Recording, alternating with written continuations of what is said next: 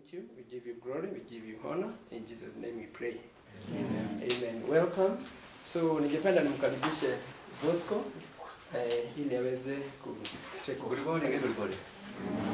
I'm not going to take a lot of time. I think I should take about 5 minutes maximum so that we can start. It's going to be hands-on practical thing, and you ask as many questions as possible. It's peer learning, so make sure you ask the people who are going to guide you. First of all, is to give an introduction of why we are doing this work. I come from an organization called Culinary Borders. We are a non-profit organization. We focus on addressing challenges that affect people that can be addressed through low-cost innovations.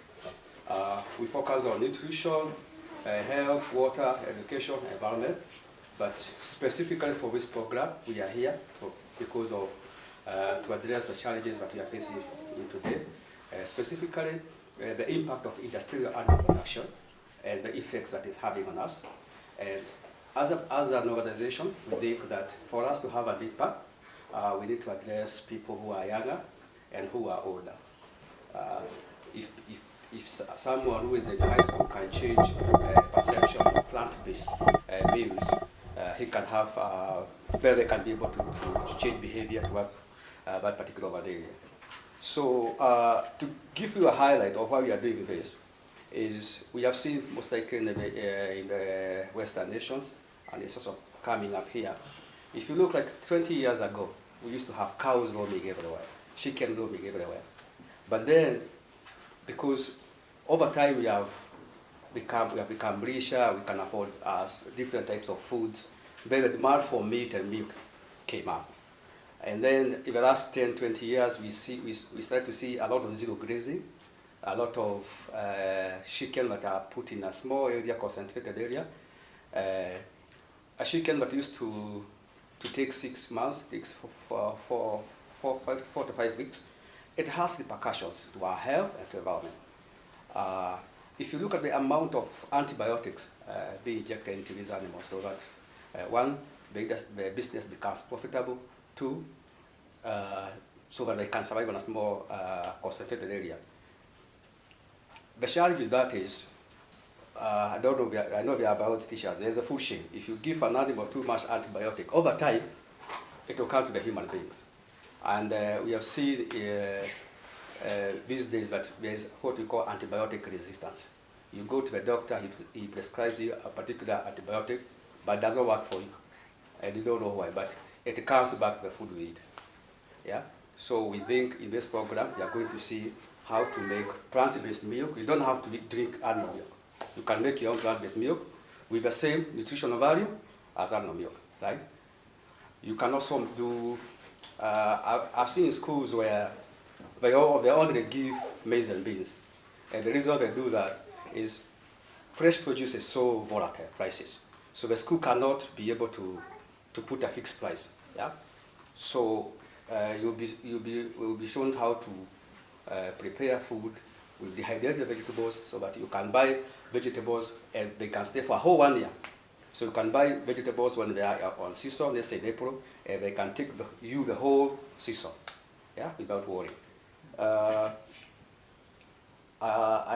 For me, I'm from a technical background, so I don't have so much to say. I would say that we are waiting for some people to come. One of our team members, they went in West Africa, but they missed their flight. So that's why we hope that they'll be joining us soon. We are going to split groups in 2. We thought we had to do it in 3, but there are some couples that are not alive. So we are going to do 2 groups, small groups. One group will move to this end, and from there you learn about how to make plant-based milk, plant-based yogurt, plant-based cheese, mayonnaise, all that. And the other group will move with Chef Jose here.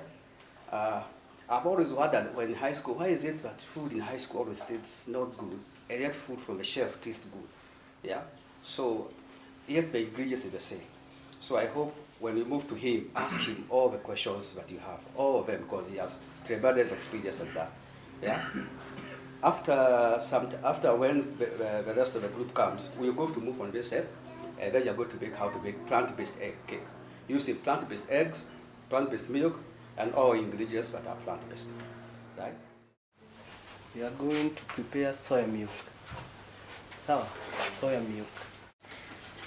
Hi. Hello. Good morning. My name is Esther Matthew, and I'll be the one to prepare the soy milk. And as I prepare it, I'll be telling you the advantages of the soy milk than the dairy milk, the cow milk and the goat milk and the camel milk, the commonly used milk. Okay? So I hope, okay, if you have any questions, just ask, okay? So for preparing soy milk, we need soybeans as our, so we remove milk from the soybeans, the usual beans, I don't know if you call the soybeans. So the soybeans, they are the ones that you soak them for like overnight. They stay like overnight. So we have our soybeans here. We soaked them yesterday night because, yeah, we soaked them yesterday night. Then, okay, you can use the cold water, but prefer like the boiling water, the hot water, because it helps like to remove the smell of the beans in the beans. So you soak with boiling water, maji inaenda inachemka, unaiweka tu kwa, kama ni hii inakaa overnight. Then the next day in the morning unaiosha, like uosha tu as many times as you wish, because itakuwa tu na wewe venye una depend venye utafeel itakuwa satisfied. Then after that you blend them. Now in blending you use, okay, see niliona like you can use the glucose.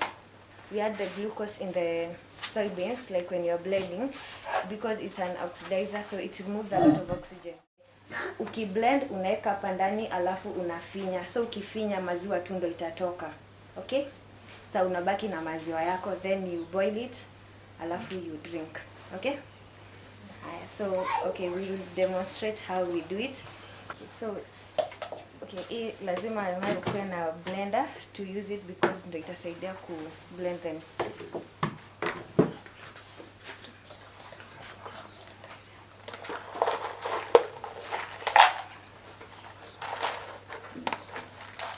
So as he prepares, so I'll be telling you about the importance of maintaining hygiene in the kitchen. So as you're the one who is cooking, your hair should not touch your shoulders, okay? If you have a hair, you should tie it into a bun. It should not touch your shoulders. You should wash your hands. Make sure that, okay, in your face, okay, yeah, cosmetics are allowed as long as you don't overdo. And then the hands, you should make sure that your nails are short, because the nails are the ones that they carry germs. And then about the face, when you're cooking, you should not like touch your nose, touch your mouth, or like touch a lot of parts of the body like the hair, because those are the places that they contain germs, okay? So you're supposed to just keep your environment clean. They make sure that the utensils that you're using, they are clean. So as you can see, Nelson is using gloves to affect the beans, because we don't have like the tap here to wash our hands directly, because we don't have a tap. So he will use the gloves in everything he does, so that we don't contaminate the milk. Okay? Okay, so you put like, if you put 2 cups of the beans here, you can put 4 or 3 cups of water in the blender, so that then you can blend.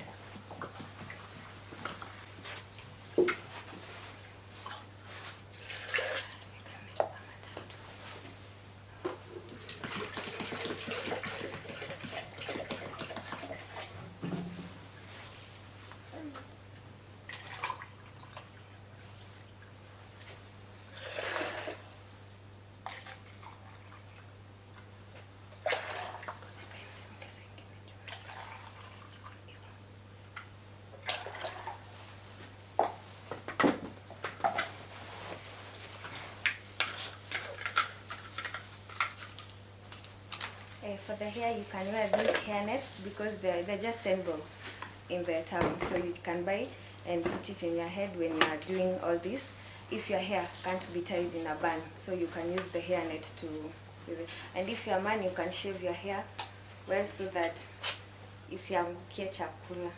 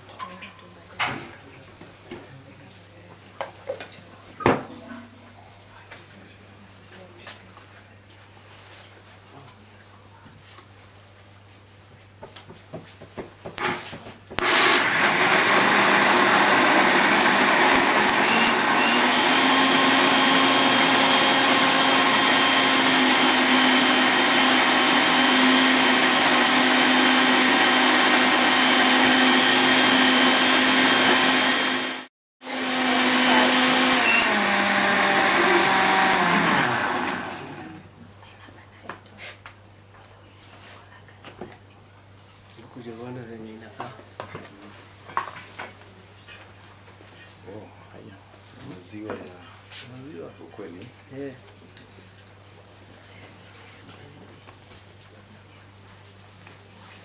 Naona venye inakaa.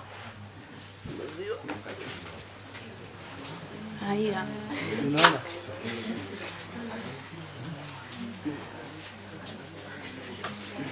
Sasa unamwagia hapa.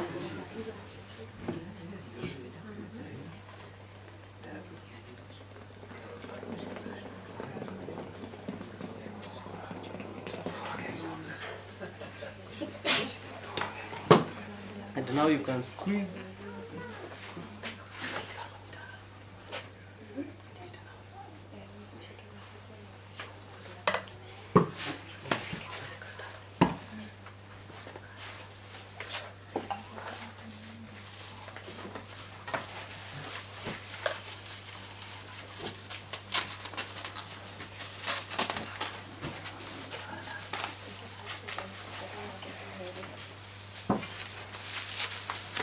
Sasa una squeeze kabisa. Sasa maziwa yote itoke.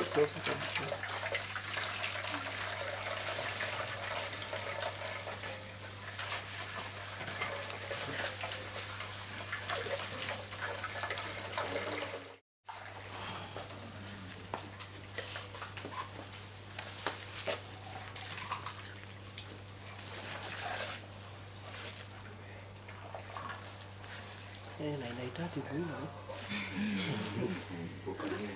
Kukamua.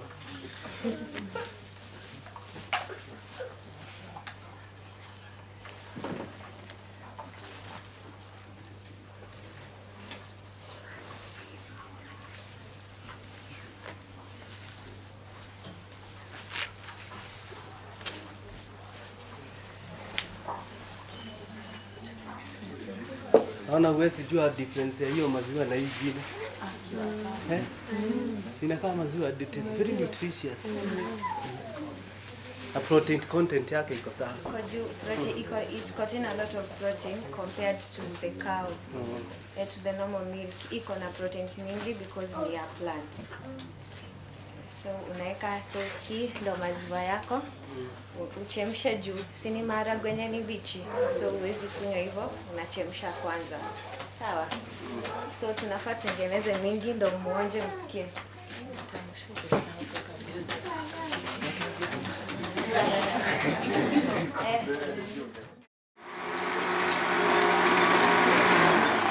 The process too ni the same, depending with the amount ya maharagwe yenye unaweka. So you don't want to overwork your blender, so lazima tu ufanye small, as in kidogo kidogo tu. Sawa?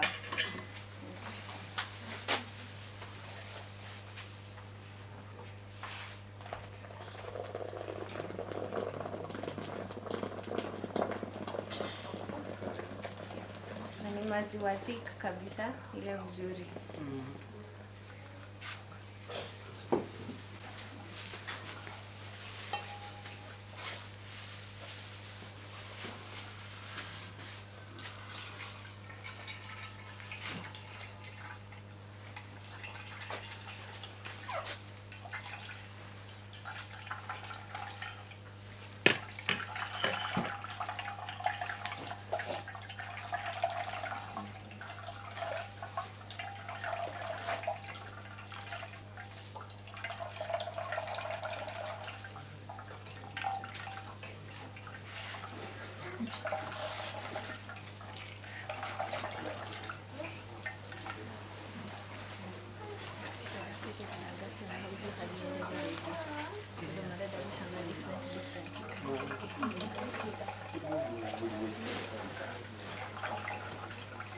Hii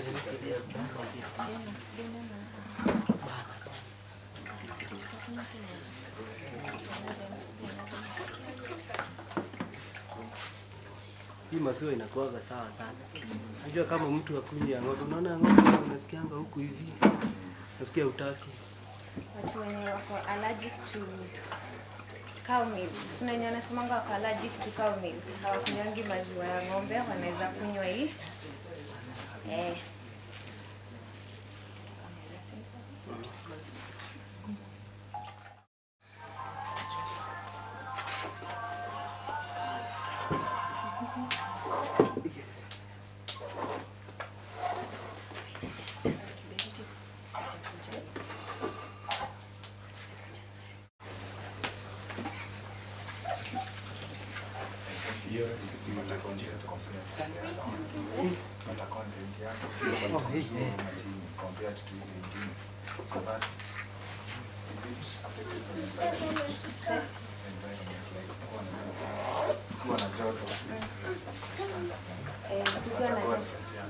Inafaa kuwekwa kwa fridge because when you're exposed to joto sana pia inakike.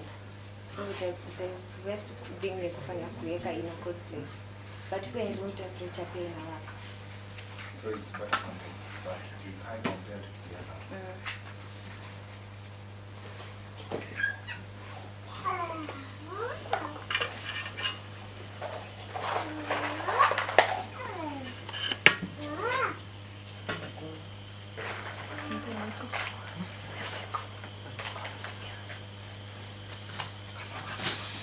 So ukiwarm your milk ama kuchemsha, unafaa uistir, right? Ukoroge ndio isishikane huku chini. Sawa? As unaiwarm, unafaa ukae ukikoroga na hufai kutoka karibu nayo because inachemkanga haraka na pia yenye inapandanga haraka sana. So unaenda kidogo upate ishamwagika yote. So temenye unakoroga, like temenye unaichemsha, unafaa ukae karibu na ukikoroga ndio isishikane huku chini. Sawa?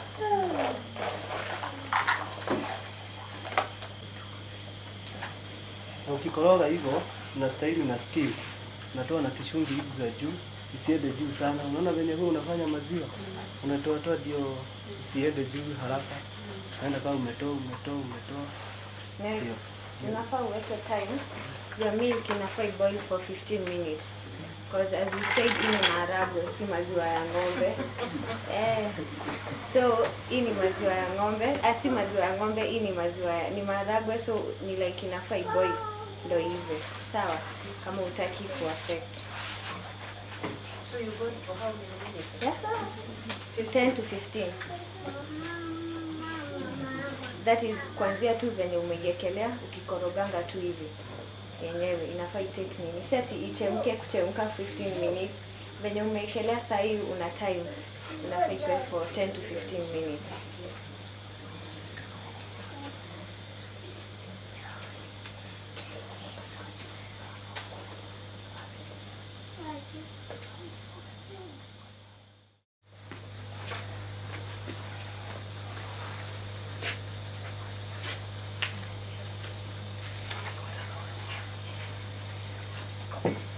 So unafaa ukae ukifanya hivyo kutoa the layer huwa ina form the layer yenye inakujanga ya maziwa juu because this is a thick milk, so inakwanga na layer hiyo layer yenyewe ina form juu. The most commonly known hiyo sasa ina form mingi juu sana most of the time, so ndio maana unafaa ukifanya na hii ndio uitoe. Sawa?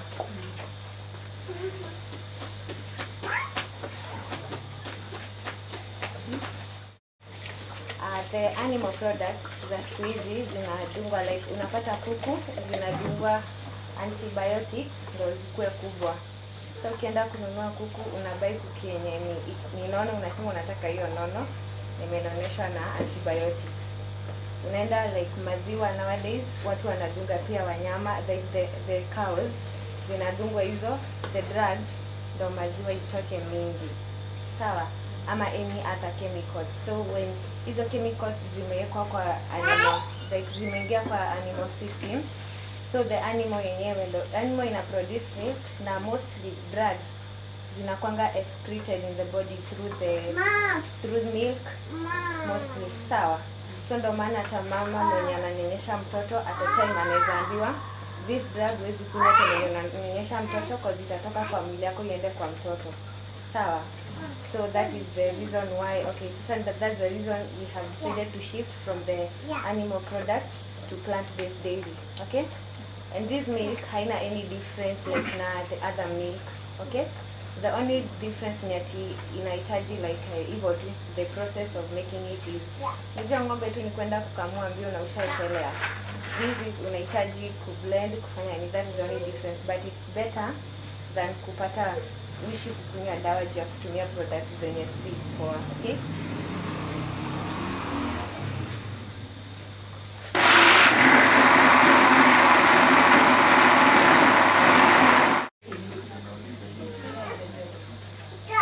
Mnaelewa hiyo process venye tunaenda? Kama uko na swali unauliza. Kufanya rice cake production kuna method nyingine kama ya kutoa hiyo maziwa. Okay, there is a machine that haijafika Kenya or Nigeria. Inakaa kama kishagi, you know the maize hiyo kishagi yenyewe. Inafanya hivyo, inafinya na inatoa maziwa. So there is a way ya kuseparate maziwa inaenda na the easy. Hizo zenye zinabaki zinaenda ina separate way. Alafu inapasteurize. Yeah? Inapasteurize maziwa yenyewe. Okay. Wewe ndio unapasteurize mwenyewe. So you have to boil wewe mwenyewe. Thank you.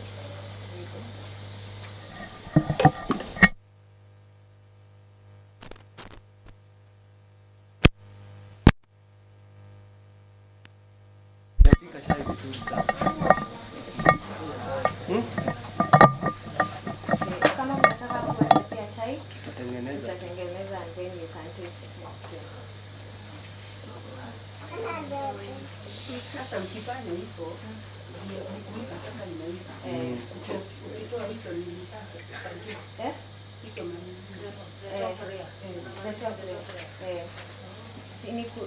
maziwa ni kuchemka. Sasa venye wanachemshanga maharagwe ndio ive then ndio upike sasa.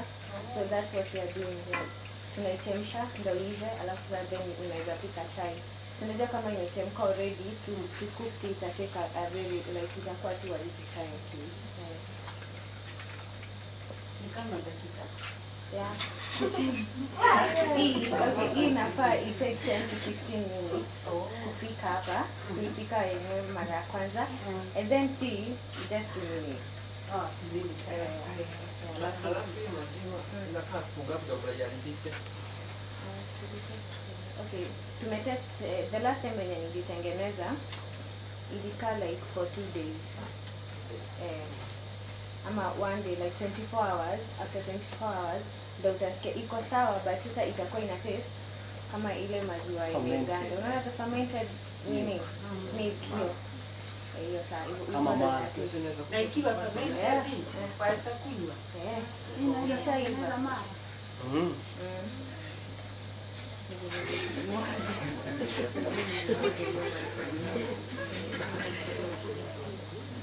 So kumaanisha hiyo yenye unatoa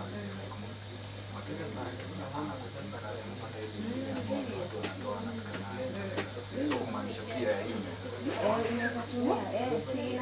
kutengeneza a lot of things na it's very sweet. So unaweza tumia pia. So unaweza paka hata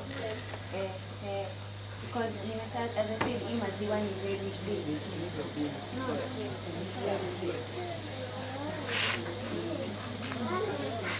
Sorry. Hizo ile common ziko kwa market. Yeah. Dry. Unakuja unaisoak overnight na boiling water, maji yenye imechemka. Alafu then the next day ndio sasa unatengeneza. And where do you get those squeezing bags? Are they readily available enough?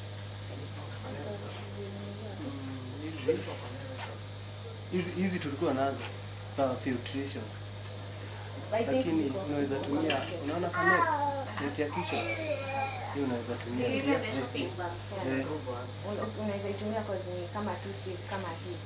Unajua ni kama sieve kama hii, unaweka hii maziwa alafu unaanza kufinya. Unafinya maziwa yote inatoka, unabaki na hiyo the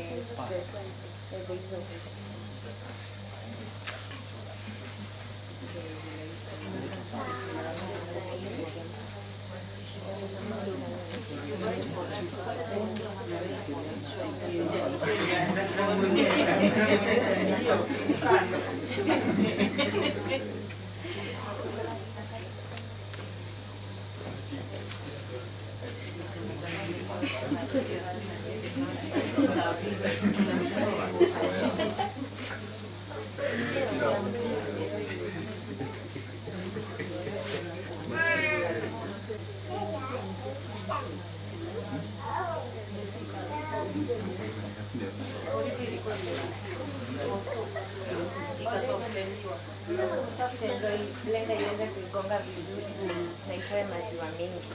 So unaisoak, alafu then the next day unakuja unafanya nini? Kama ni moja, unatumia maji kiasi gani ya spread? Tumesema ukiweka kikombe moja, unaweka maji 1.5 cup ama 2 Kikombe moja maharagwe.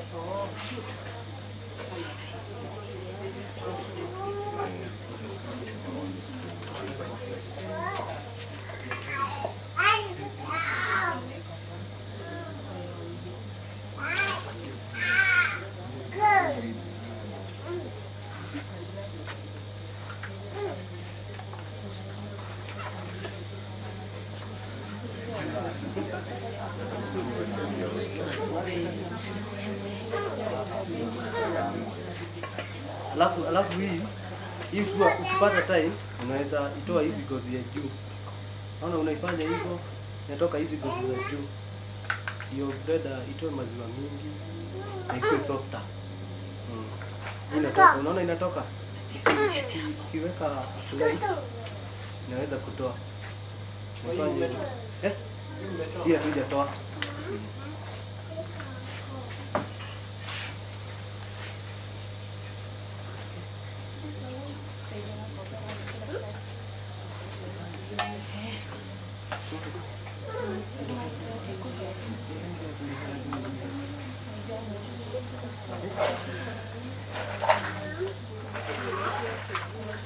Sasa maziwa yetu iko sawa. Sasa kile tutafanya ni kuonja, alafu usikie. But juu ni maharagwe, Imechemka kuenda juu. so venye nilikuwa nafanya hivi na kichungi, ili prevent isipande. Inapandanga haraka sana. So juu ni maziwa ya maharagwe, obviously itakuwa na taste kama ya ng'ombe. Ng'ombe inakuwa na natural like taste ya sukari. So hapa unaweza kunywa hivyo if you want, like the most commonly vegetarian wanakunywanga tu hivyo. But if kama like sisi watu wenye tunapenda sukari, unaweza weka sukari kidogo, sawa? Alafu unakoroga unakunywa. It tastes too, ni tasty cause ni kitu nimejaribu na tumekuwa tukifanya hivyo for the kwa hiyo period yenyewe tumekuwa tukitrain. Okay? So tuweke.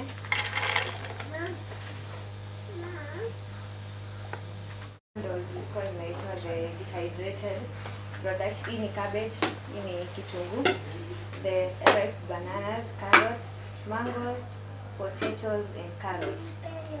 Sawa? They are dehydrated, zimetolewa maji, zikakaushwa, and then una store tu kwa nyumba. Ile siku unasikia unataka like kitunguu kistop for this long, so tumejaribu na tumeona like unaweka kwa maji after 2 hours inakuwa imerudi kama the normal kitunguu yenye watu kata like the original one. So tutaona yenye tumejaribu alafu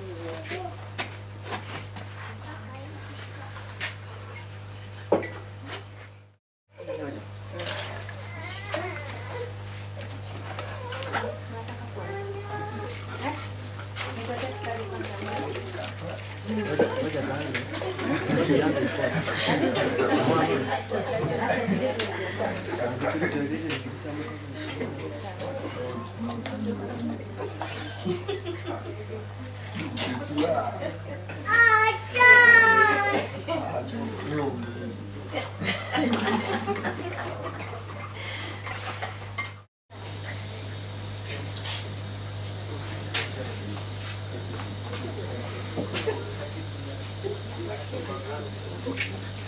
anataka kuoja bila sukari. Na sukari. Sweet na unaweza hadi mpaka ka honey kiasi. Honey kiasi.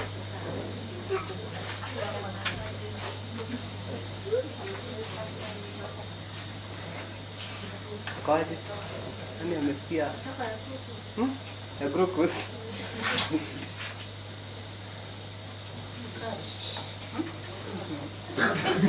Kwaje? Isiko sawa hiyo.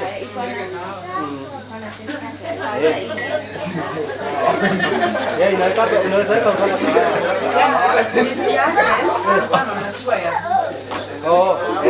kama nani amewahi kunywa maziwa ya mbuzi? Maziwa ya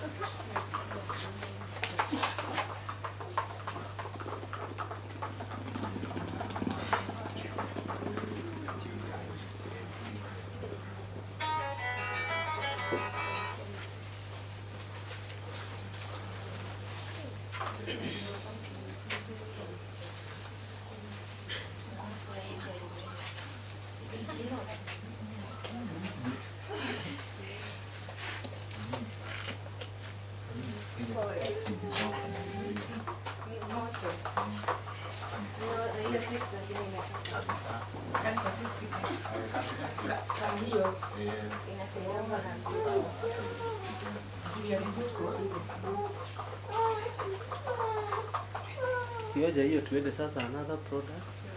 The milk is the base.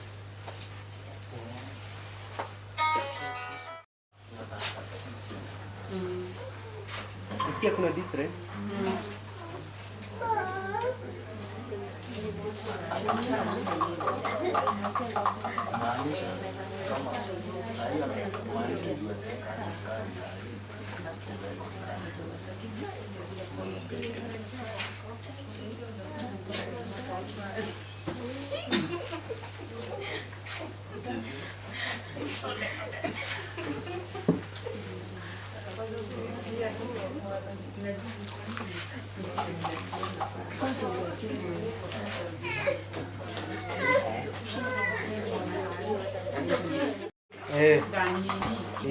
The plain one.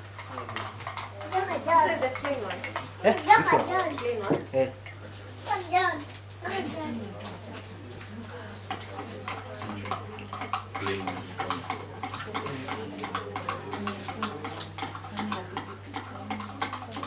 Unaweza prefer gani? Plain. The plain one. This one is more thicker.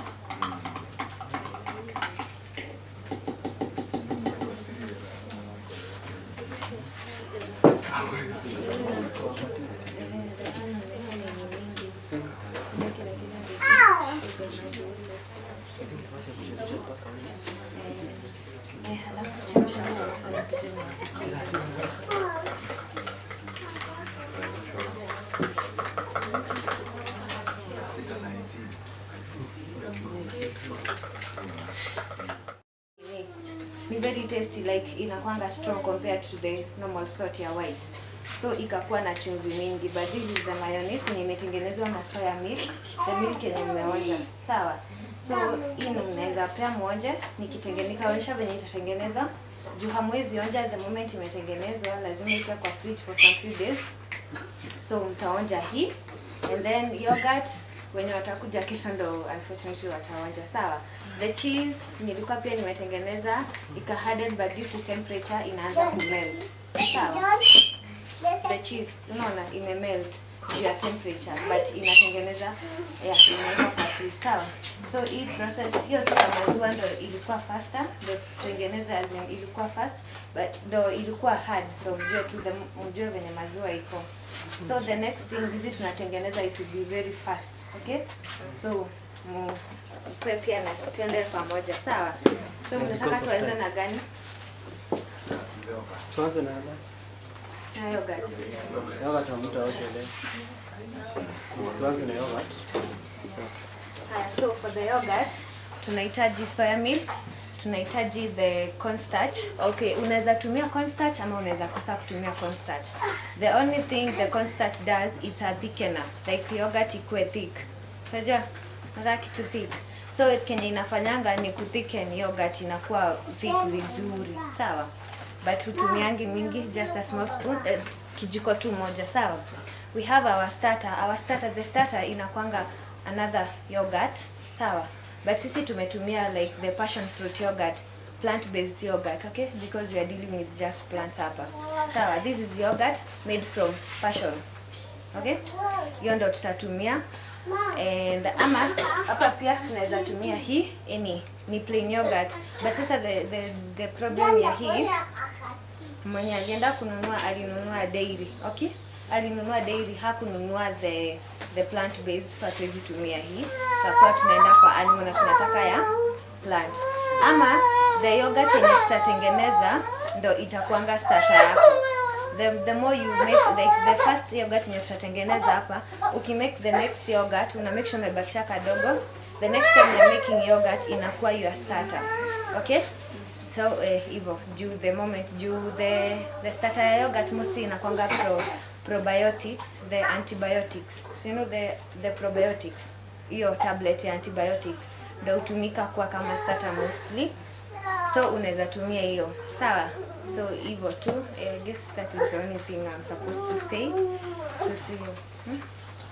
Oh yeah, the another thing yenye unaweza tumia ya kufanya kuferment kabisa ikae like ikuwe fermented very well. So unatumianga the chili, the pilipili, unatumia the stock, unatoa unaiweka hizi stocks because they contain the bacteria zenye zitafanya ferment haraka. Sawa.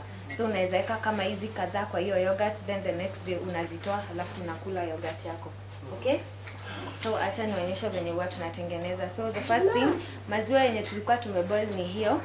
Tutatumia just a small part. Tutatengeneza tu a small kikombe tu kama haraka. Sawa? Ndio tende haraka. Your time. Sidia. Because of time. So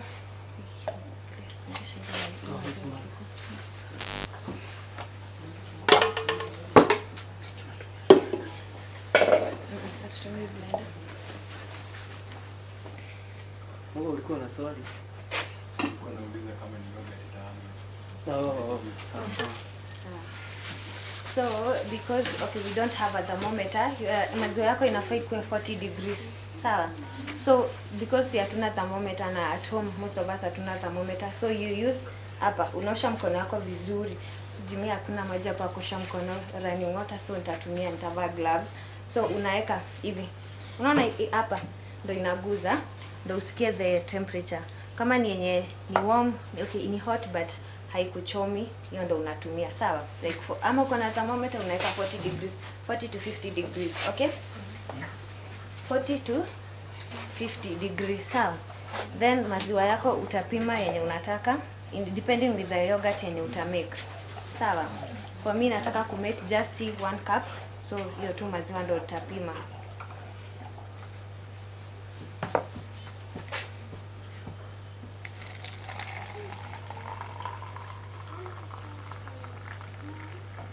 So acha nifikisha hapo juu ya kufunika na kuongezea starter. Sawa? So acha nitumie kwa sufuria cause inafaa ikue warm. Yangu si warm kabisa, ilikuwa imepoa juu venye tumeiweka chini. Warm kidogo tu ifike hapo, then niweke the cornstarch. I'm supposed to kuweka tu 1 spoon. Okay? But so juu maziwa yetu ni kidogo, I'll use the small spoon.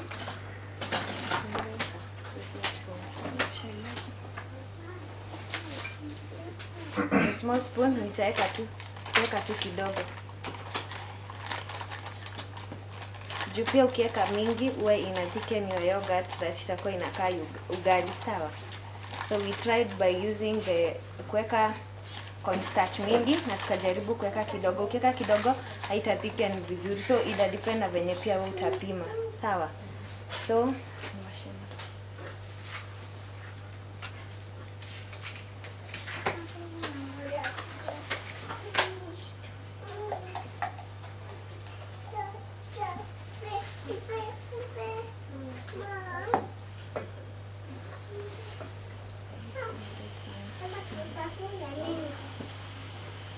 we just warm it.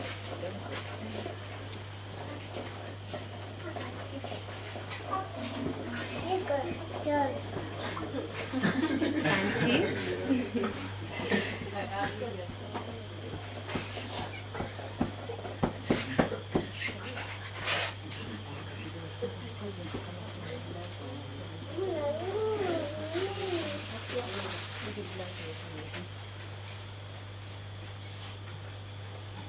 Kidole hivi usikie the temperature.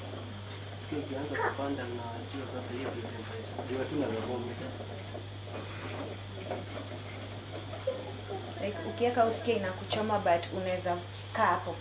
Like Though ni kama question ya grammar. Corn ni sawa na maize. So can you use maize flour? No. You have to use a particular grade of... Yeah, unaweza tu, okay, yeah, unazima tu tumie the cornstarch. Si unga ya ugali. Ni nyingine yenye ni processed, yenye ni fine kabisa. So but kuna kwanga na other products like kuna agar of which hatujaitumia hiyo, that I had it's ni mzuri ukimix na hii. We have a potato, kuna potato. Sawa?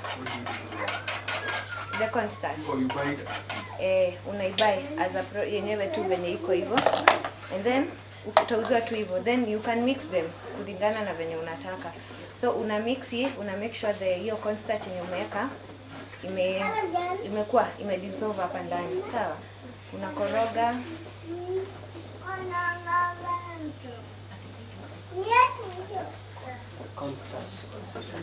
Cornstarch. Unaweza tumia potato starch. Cornstarch, unaweza tumia potato starch. Yenye ni potato imesiagwa alafu inakuwa kama hii unga hivyo, na unaweza tumia agar. So una unakoroga hivyo. As you heat, una make sure hii nini yako imehitiwa kabisa, ndo nini iweze kudissolve hii iweze kudissolve kwa maziwa, cause zote mbili ni thick somehow. Tunajua maziwa ni thick na pia unga ni thick, so lazima ukoroge vizuri. Ikiwa warm ndio utaweka cornstarch. Ikiwa warm unaweka cornstarch. Alafu sasa una heat like mpaka ifike kitu 90, but estimation. So mimi naweza sema tu ukoroge mpaka ile time utaona ni kama hiyo nini imedissolve. Sawa? na ukiweka ya ukaushe potato kama hii. Unanunuanga kama hii. Iko tu hivyo yenyewe. Imeandikwa potato starch. Kama tu hivi venye inaandikwa.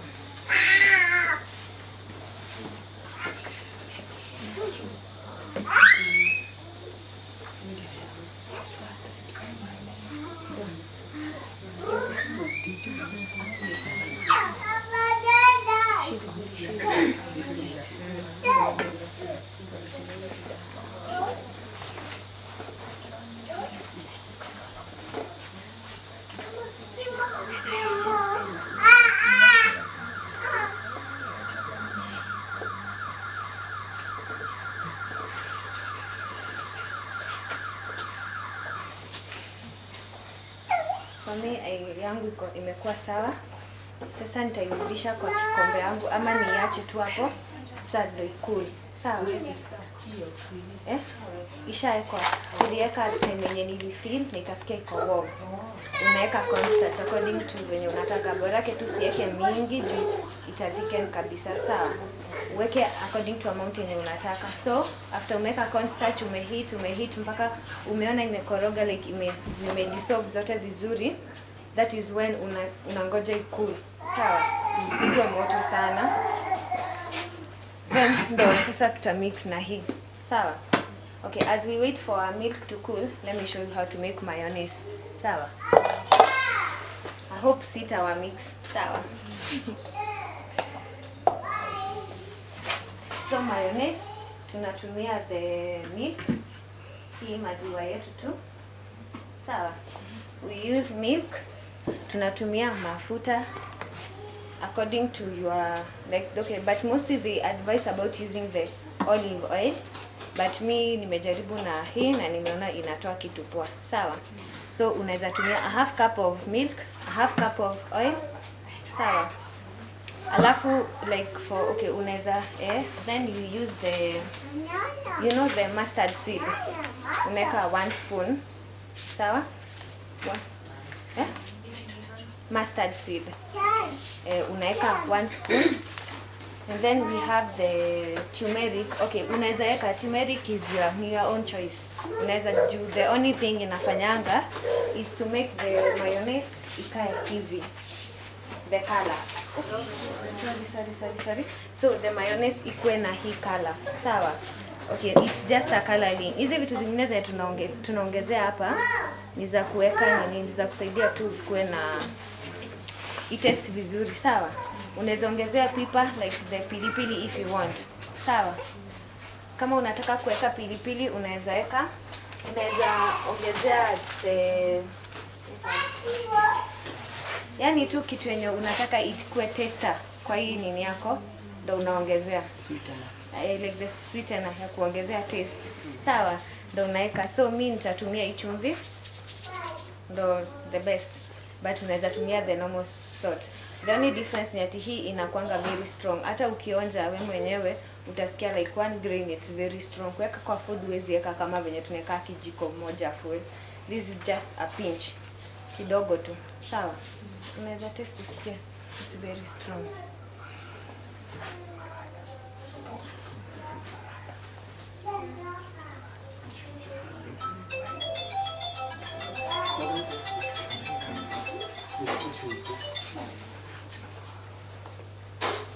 Nimesema as we wait for the milk to cool tupike mayonnaise.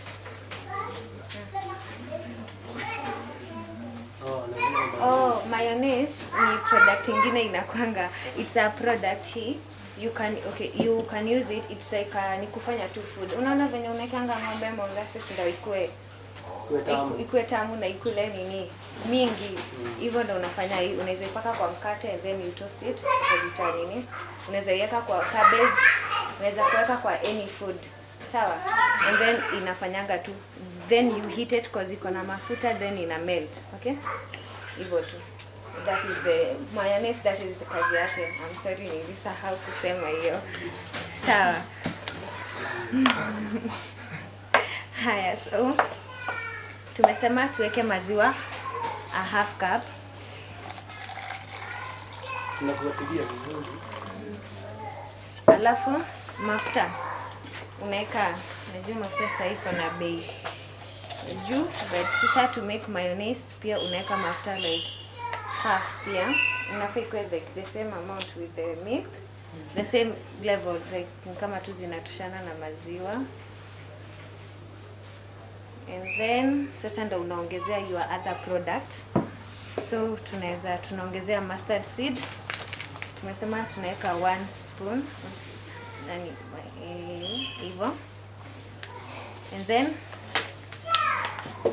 your chumvi, but tumesema juu ni very tasty, ni very strong, tunaweka tu kidogo. Sawa? Kidogo tu. And then tunaongezea tunaweza weka turmeric kama tunaweza kosa kuweka. So nataka ikuwa white ama Acha tengeneze ya white juu tuko na already yenye ni ya kuweka color. Sawa. So hizi vitu unazimwaga tu kwa blender. Sawa. Alafu una blend, but see it's not like the unazi blend, but see kwa hiyo blender we have the cracker, this one. Aka. Sawa. Unaikanga hapa ndani, alafu ina mix kabisa, inatokea ikiwa hivi because okay, but unaweza tumia a whisk. Si unajua the whisk ya kufanya hivi, ama utumie fork pia ku whisk, but pia it's a very inafanya uchoke huko mikono. So the best option ni kuanga hii. So I don't know kama hii inafaa kutumia kwa sijui.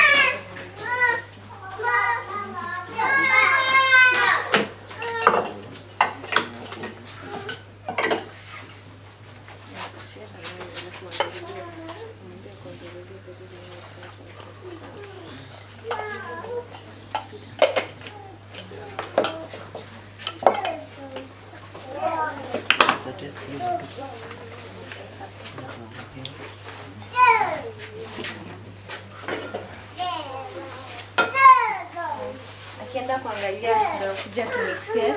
Let's look at our milk yenye tulikuwa tunatengeneza yogurt, tuangalie kama imekula. It's cool. Juu niliwaambia maziwa inapoa haraka sana. Sawa? So iko sawa. We put it in our cup yenye tulikuwa tunatumia here.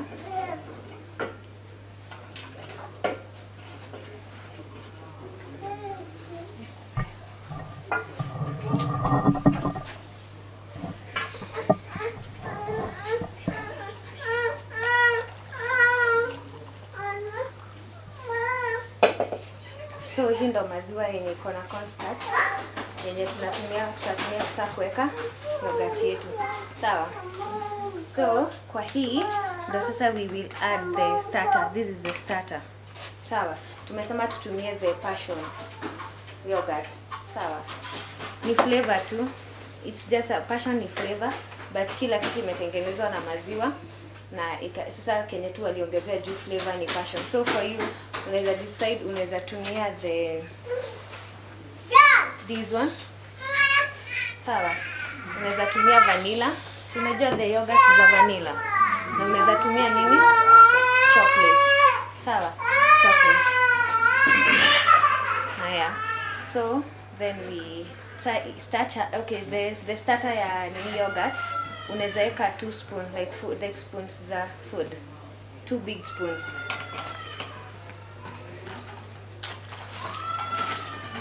Ama unaweza weke tu depending. So kwa hii yetu ina depend na kenye na the amount ya maziwa yenye uko nayo. So hapa tutaweka 2 spoons.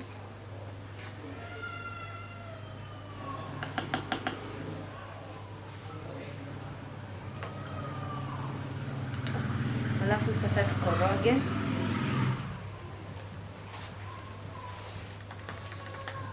Unaona ishaanza kuwadik. Koroge.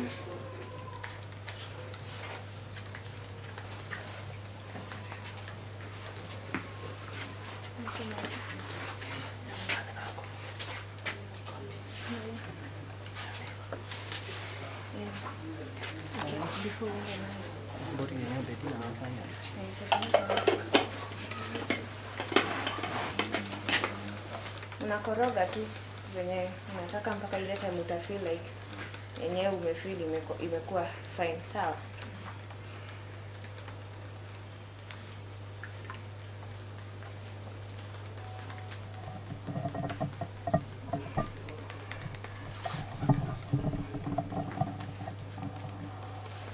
Kuna mtu ako na swali?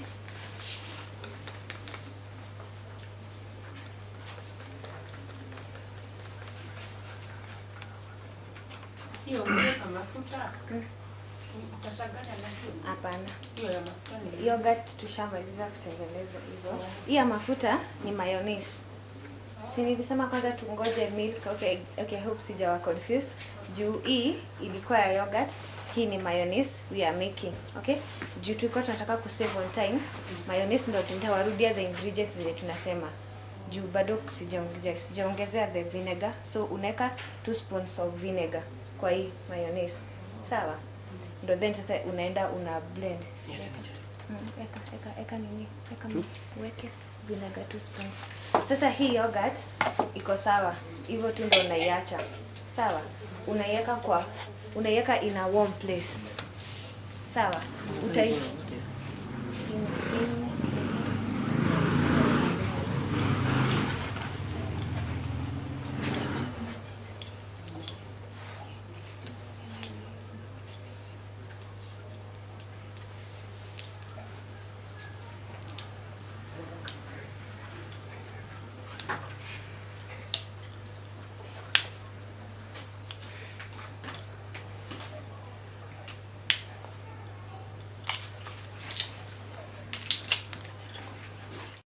So unafaa uiweke kwa warm place. Like so if you have an oven yenye haitumiki, unaiset at like 40 degrees Celsius ama 40 to 50. Alafu unaiweka hapo mpaka for 8 hours. The moment utakuja after 8 hours utapata it's a thick yogurt juu isha ferment. Sawa?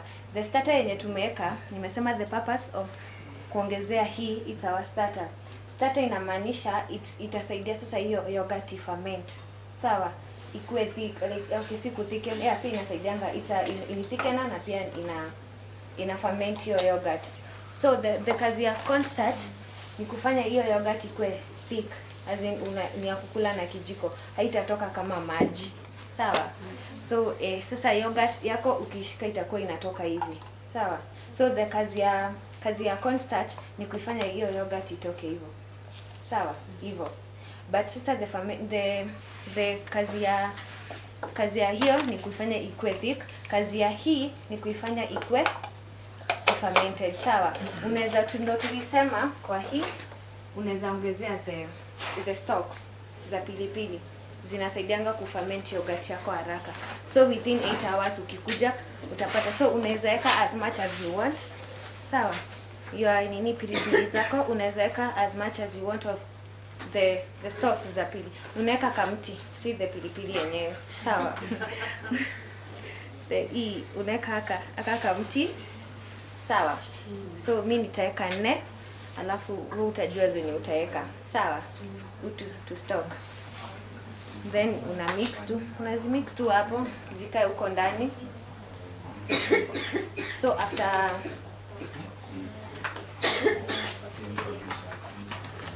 sasa hata pia si hatuna oven, so what we do, we wrap it with a blanket. Sawa? A blanket unaifunganisha na blanket, alafu na make sure umeweka place yenye haina si cold. Sawa?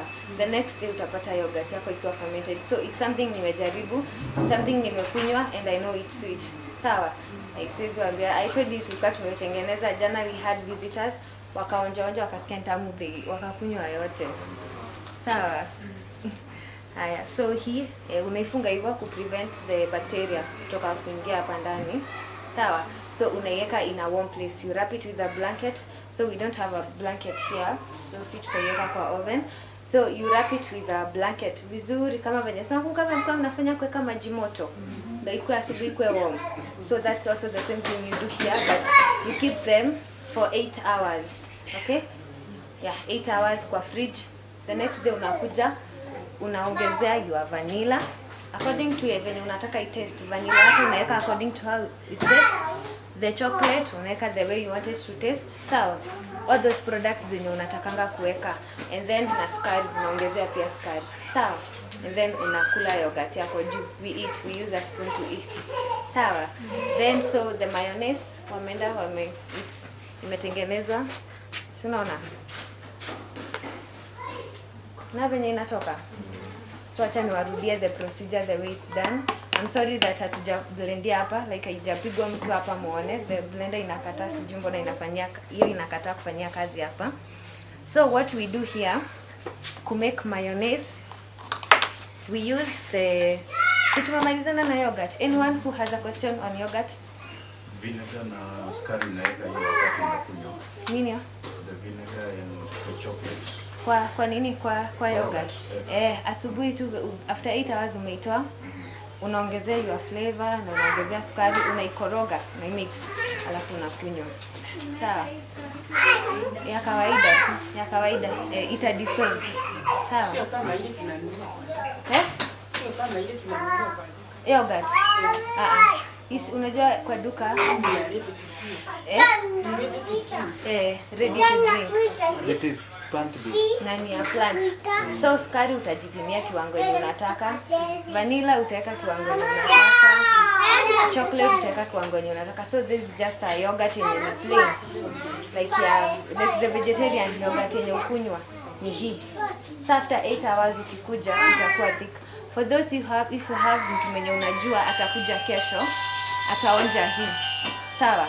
Na they will tell us venye imekuwa. Okay? Kwa pamoja? So now we have the mayonnaise. Twende kwa mayonnaise. But then sasa tumalizia na cheese. Although cheese it takes a lot of time. Nayo time imetusukuma sana. Na time imetusukuma sana. Hivyo naambiwa hapo. So sijui venye tutafanya about the cheese. Ama naweza waambia venye mtu anatengeneza and then you can see how you can do about it. Sawa. Haya, so the mayonnaise yetu tumetengeneza. Tumesema tunatumia mafuta. Sawa. Mafuta. Okay? Tunatumia the milk, but the commonly known mayonnaise zenye watu hununua huko nje zinakuanga zimetengenezwa na egg yolk. Not the white eggs, hiyo stuff ya white inatengenezwa na egg yolk. So instead ya kutumia yolk mbili, unatumia half cup of oil, unatumia half cup of milk. So instead ya kutumia yolk tuna replace na maziwa. So mafuta inatumikanga bado kutengeneza hiyo. We use the vinegar, we use the salt, the Himalaya salt, we use the mustard seed. Sawa.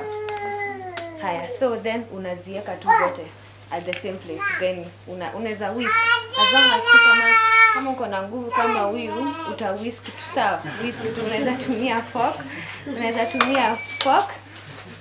Okay, na advice fork or spoon itakupea hard time. Okay, use the fork to whisk. Sawa, and then after umemix itakupea kitu kama hii.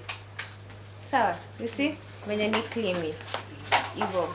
Sasa hii ukiweka kwa fridge sitatoka kama imekuwa more like thicken vizuri. Sawa, sasa hii ndio unapaka kwa mkate alafu una toast. Ama unaweka kwa cabbage. Unaweka kwa cabbage inakupanga tu that nini taste. So kiacha nisikie vile inaonja. Kwa sawa. Iko na hiyo taste ya mafuta like the blue band venye huwa ina taste. Sawa. Inakuwa ni tu blue band venye tu imetengeneza. So hii ndio yenye imeiva. Ime melt juu ya kuwekwa. I guess sasa hivi venye tunajua ina melt, but ikitoka kwa fridge inakuanga very thick. Hata ukienda home try you will see. Okay? Acha nikuonyeshe. Ina taste kama kwa pia nyingi. Sio na kidogo ya jelly.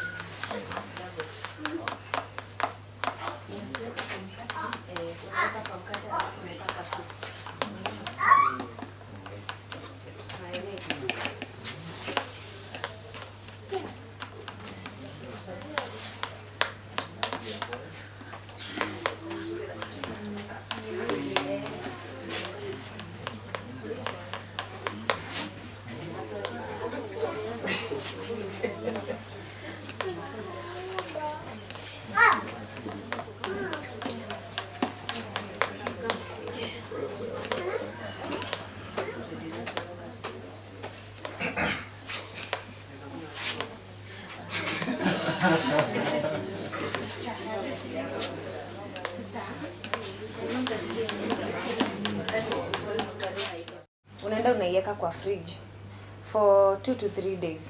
Sawa. Alafu after 3 days ndio utakuja uchukue mkate wako, itakuwa very creamy. Ni kama tu bibi. Unaichukua, unapaka katikati ya mkate, alafu unaitoast. The reason unaisikwa toast itakuwa na moto. Inafanyanga hiyo mafuta hivi. So hiyo taste yenye unasikia mafuta haitakuwa hapo. Sawa? Hautafeel hivyo. Tungekuwa na toaster ningewafanyia hiyo. Tungekuwa na toaster ningewaekea.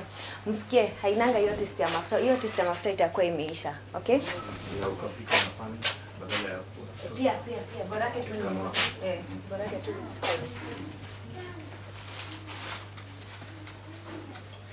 So, mtoto mwenye ako na swali?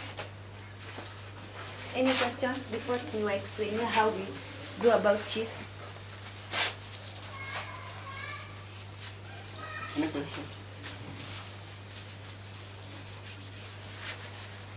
So if I'm not question, I think the next thing yenye tutafanya nitawa-explainia how we do about cheese. Although it's a process, but I know mtaelewa, mimi ni first learners.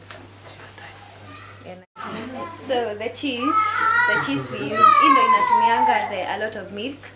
Nani ajui cheese venye inakaa? Nani ajui na mafuta ya solid? Mafuta yenye mlikuwa mnatumia kitambo ya solid, because now this totally shift to the liquid milk, that's milk oil. Mafuta yenye like the long ago, okay, I think still bado iko kwa soko. The oil yenye ilikuanga kamawe hivi, it's a thick like the solid oil. It's yellow, commonly inakuwa yellow na white. So the cheese inakuanga exactly like the yellow one. Pia unaweza toa like the white one. Sawa? Depending with venye yako itatokea tu. Sawa? So here we need a lot of milk. Maziwa mingi to make. Okay, the size of your cheese depends with the amount of milk that you will use. So tukitumia maziwa kama hii, I think this is 1 cup. Sawa? So the 1 cup unaekanga kwa moto. Sawa? Kwa moto inaanza, so unaenda si una start tu because it's the soy milk. Unakoroga, you stir. As you stir, utaona ni like inataka kuchemka. On the eggs inaanza kuform like the bubbles. Inataka kuchemka. So that's when you take your vinegar. Sawa, that's why tulikuwa na mingi hapa kwa tulikuwa tunafikiria we will use tuta make a lot of cheese. Sawa. So the vinegar utakuwa tu unaeka as you stir. Sawa. Unajua venye maziwa imeharibika venye inakaa na venye inanuka. Sasa that's how it will form. Ita form vitu zinaitwa curds. So you know the curds, C-U-R-D. The curds ndo zitaformiwa. So the moment imeform curds, like the maziwa ina separate na maji. So utakuwa unaona maziwa yako inachemka, but the part yenye inachemka ni maji. Like you can clearly see the water. I know mnaenda YouTube and you can see how it is made. Video mingi ziko huko, sawa. So utaona ina separate, the side inaanza kuform maji na kutakuwa na like maziwa yenye imeharibika the other side. So that's when you take the hair net, this one. The curds zisha separate na hii ni maji. Yes, unaweza tumia hii, but it's not like niliona si poa because the material yenye imetengenezwa siku hizi it's very poor, inararuka. Sawa. So but yeah, unaweza tumia. So unaiweka kwa jug. Nisaidie jug kidogo. Ama anywhere you want, like a sufuria, unaiweka hivyo. Si itakuwa imeform kitu kama haka. Unamwaga si maji itaenda chini, utabaki na the curds. Those curds una make sure zimeisha maji. Si utafinya mpaka na mkono zikipoa. Maji inaisha kabisa. The thing yenye imebaki hapo like the curds zinaitangwa tofu. So utabaki na tofu. Sawa. Hiyo tofu sasa ndo unaekanga, so that the main thing yenye inatumika kutengeneza cheese. Sawa. So tumesema milk ikianza ni kama inataka kuboil, you add vinegar. As much as vinegar tu utaacha kuweka ile time utaona kabisa maziwa imeseparate na imeform maji. Sawa? That's the moment unaachanga kuweka vinegar. Then unangoja nini yako itulie, alafu una sieve. Unabaki na curds. So actually hata ikibaki hapa ndani, si ukifinya tu yenyewe tu itatoa maji. Hivyo. Alafu baki na hiyo tofu, ndo then unatumianga unaweza juu imeform kitu ni kama sasa, okay, the things easy. Our products zinakuanga kitu kama hii. Sawa? Hapana, ni hizo maganda za soybeans after you have umeblend. Sawa? So hivyo ndo inakuanga. Then ukibaki na hiyo tofu, the tofu umebaki nayo, sawa? Unaweka kwa blender. Okay? Haya, ukiweka kwa blender unafaa uongezee oil. Kijiko tu moja ya mafuta. Si mingi, useke mafuta mingi. Oil kijiko tu moja. Sawa? Unaongezea unaweka hii.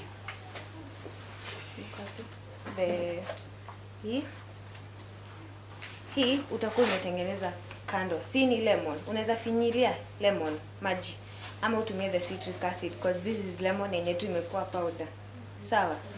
Unaweka 4 spoons of water na 1 spoon of citric acid. Alafu unakoroga, una make sure zimeform like inakutoa tu maji. Sawa? Alafu 1 spoon of baking powder. Sitafanya hiyo nini fure. Alafu unaiweka tu hapo. Sasa unakoroga, una make sure bubbles zimeisha. Sawa? Una make sure the bubbles zimeisha. Alafu unaweka the chumvi, the salt. Unaweza tumia the tablespoon, actually is the best because hii unaweza mess na itakuwa very salty. Sawa? Weke tu chumvi kidogo, pinch kumwagilia hapo. Sawa? So and then kwa hiyo unaongezea maziwa, a half cup of milk. Hope mnaandika wenye wanaandika. Nikienda haraka mniambie, but I will also nitarudia tena. Sawa? Unaweka half cup of milk because hawezi blend nini ikiwa haina anything, something liquid. Sawa? Then una blend. Sawa? Ukiblend itatoa kitu yenye ni kama tu hiyo kitu tu thick, kama hiyo mayonnaise venye imetoka, itatoa kitu hiyo thick hivyo. Sawa? Sasa hapo ndo mpaka hapo kila mtu ameelewa ama nirudie tena?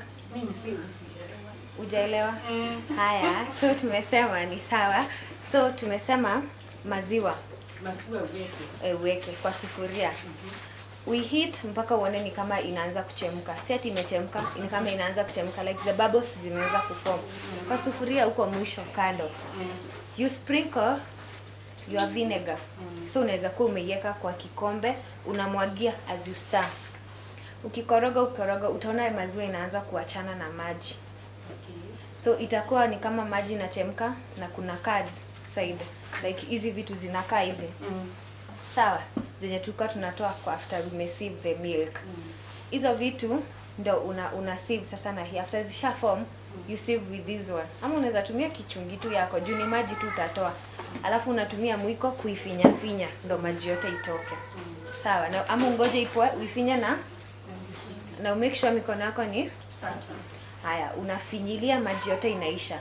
Hiyo tofu yenye tumesema inaitwa tofu. Yenye imebaki ndio unaiweka kwa blender. You add half cup of milk, maziwa yenye unatumia, half cup of milk yenye ulikuwa nayo. Uongezea mafuta kijiko moja na pinch of salt. Hii then tukasema the acid, the lemon ni ya kutoa the lemon unaongezea na baking powder. So to dilute the kuform hii unaweka maji kijiko nne maji kwa kombe kama hii. Sawa? Na 1 spoon ya hii. Alafu unakoroga, una make sure imeform maji. Inakuwa ni kama juice ya lemon. Alafu unaongezea hii baking powder 1 spoon. Unakoroga, una make sure hizo bubbles zimeisha. Una add kwa hiyo stuff yenye ulikuwa blend. Ukiblend inatoanga something creamy like this one. Sawa? Kitu inakaa tu uji hivyo. Sasa hiyo si ndio umeiweka tuseme juu. Unaweza tumia steaming though, but mimi kenye nilifanya ndio ni make this one. Niliweka this sufuria nikaweka maji chini na hii nikamwagia the product. Maji yenye hapa ikianza kuchemka inakuwa ni kama ni kusteam, una steam the cream one. So utakuwa tu unakoroga na kamwiko kako tu as ikisteam tu. Unakoroga na mwiko yako. Unakoroga, the first time itaachana ikiwa like ni kama imekuwa thin. Ukiendelea inakuanga thick kabisa. Inashikana. So the moment utaitoa tu kabisa, sasa inarudi ikiwa ni way thicker than this one. Unaziweka kwa your tin ama anywhere yenye unataka kuweka. Unafunga, unapeleka kwa fridge. Ile siku utaitoa hapo inakuanga kamawe. Kameshikana vizuri, but you can cut it. Sawa? Anyone with a question? Okay, if you go in YouTube na hizo vitu zote, hiyo process utaiona tu venye iko. Sawa? There is a lot of ways ya kuimake, but I think that is easier. The reason I use blender, it's because like mtu uchoka huko, unauma huko kutengeneza hiyo kukoroga hivyo, whisking it's very tiring. Unasoka ngumu, unachoka tu mikono. Sawa? Because of time, naweza malizia hapo, si ndio? So we were saying, tulikuwa tunasema, okay, huyu atawaambia kwenye wanaendanga kukausha hizi vitu. Sawa?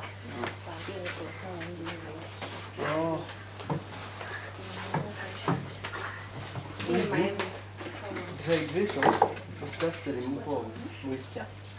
Tunatoa moisture kwa substance, sio? Hizi tulikuwa you can use the sun for dry, lakini hiyo ita take time. Sisi huwa tunapeleka kwa dry na kwa na hapa chini wana dry. Naona hizi nilikuwa nimebeba na bucket mbili. Lakini ilitoshea wapi? Then it can increase the shelf life. Ana sasa hii inaweza kaa lakini ikae free from moisture. Usione umefunga kabisa hapa. Sasa unaona hii nilitoa jana. Hii ni potatoes. Amekausha. Hizi ni onions, bananas, vitunguu. Yes. Hii ni kitunguu, bananas, carrots. Hii ni potatoes na tomatoes. Na hii ni cabbage. Sasa kulidehydrate, sasa umeiweka inaweza kama mpaka 1 year. 1 year kwa shelf. Sasa unajua zinakuwa mingi sana. Unajua hii huwa inaharibika sana juu ya maji. Lakini sasa ukidry hivyo, time yenye unataka kutoa unachukua, unaweka kwa maji tu. Inakuwa inarudi tu hivi. Unaweza kuchukua hizi ndio ana sasa imerudi kwa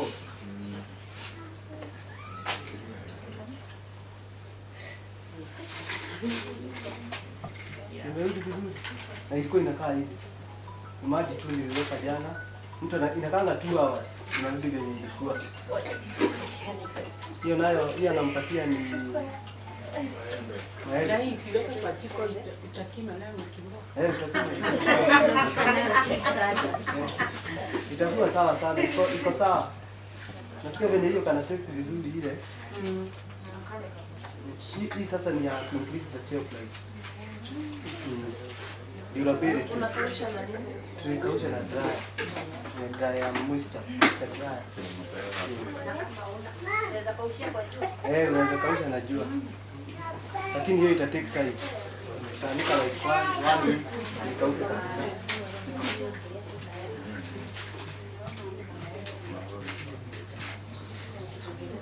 Hii haina mambo mengi.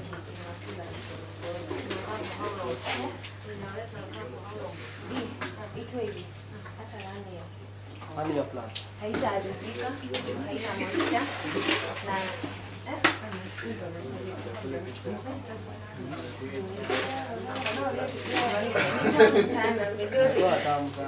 ikiwa imetolewa moisture, it's very sweet. So unaweza kula mengi sana. Sawa? Because of time. Tungeziweka hizi zote muone kwenye zinakaa, but tunaona waru inarudi tu kwenye iko. Hii nyanya itarudi tu kwenye iko na upika nayo cabbage, chips, carrot unapika nao chapo ama ni mchele yenye unataka. This is dried banana. The only difference ni ati imekaushwa ikakuwa ngozi yake ikakuwa black. But hata nikikupea uonje saa hii ina taste like a dried banana yenyewe hapo ndani. Sawa? Unaweza kula na ukule pia ngozi. Si mbaya. It's very healthy. True. Cabbage, na venye ni mingi, unakula na familia na hii kitunguu unapika na ukaanga nao cabbage. Maji tu tayari. For 2 hours iko sawa. Before uende kazi unaacha kama umeisoak, jioni unakuja tu kupika. Sawa? Si hapo iko sawa? Any question? Any question?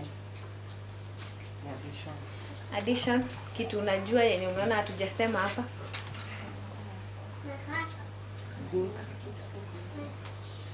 I think I can set the recipes in Mesaform ka group. Nitumie hizo recipes vile zinafuatana. Si ndio mtu awe anajaribu hapo akiwa home. Ama ni aje? Si ndio? Thank you. Thank you very much for your time. Very sweet. Yeah? Very sweet. Very sweet. Thank you. Thank you.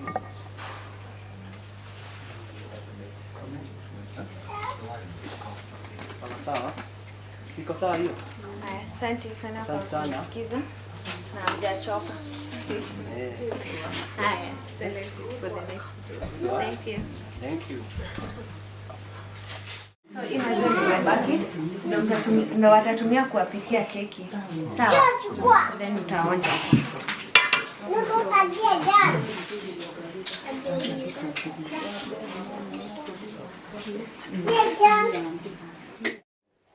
Kutengeneza, what do you call it, value addition to food. So along the way you have to know what value you're adding to people in terms of nutrition. So that's why we do some research based.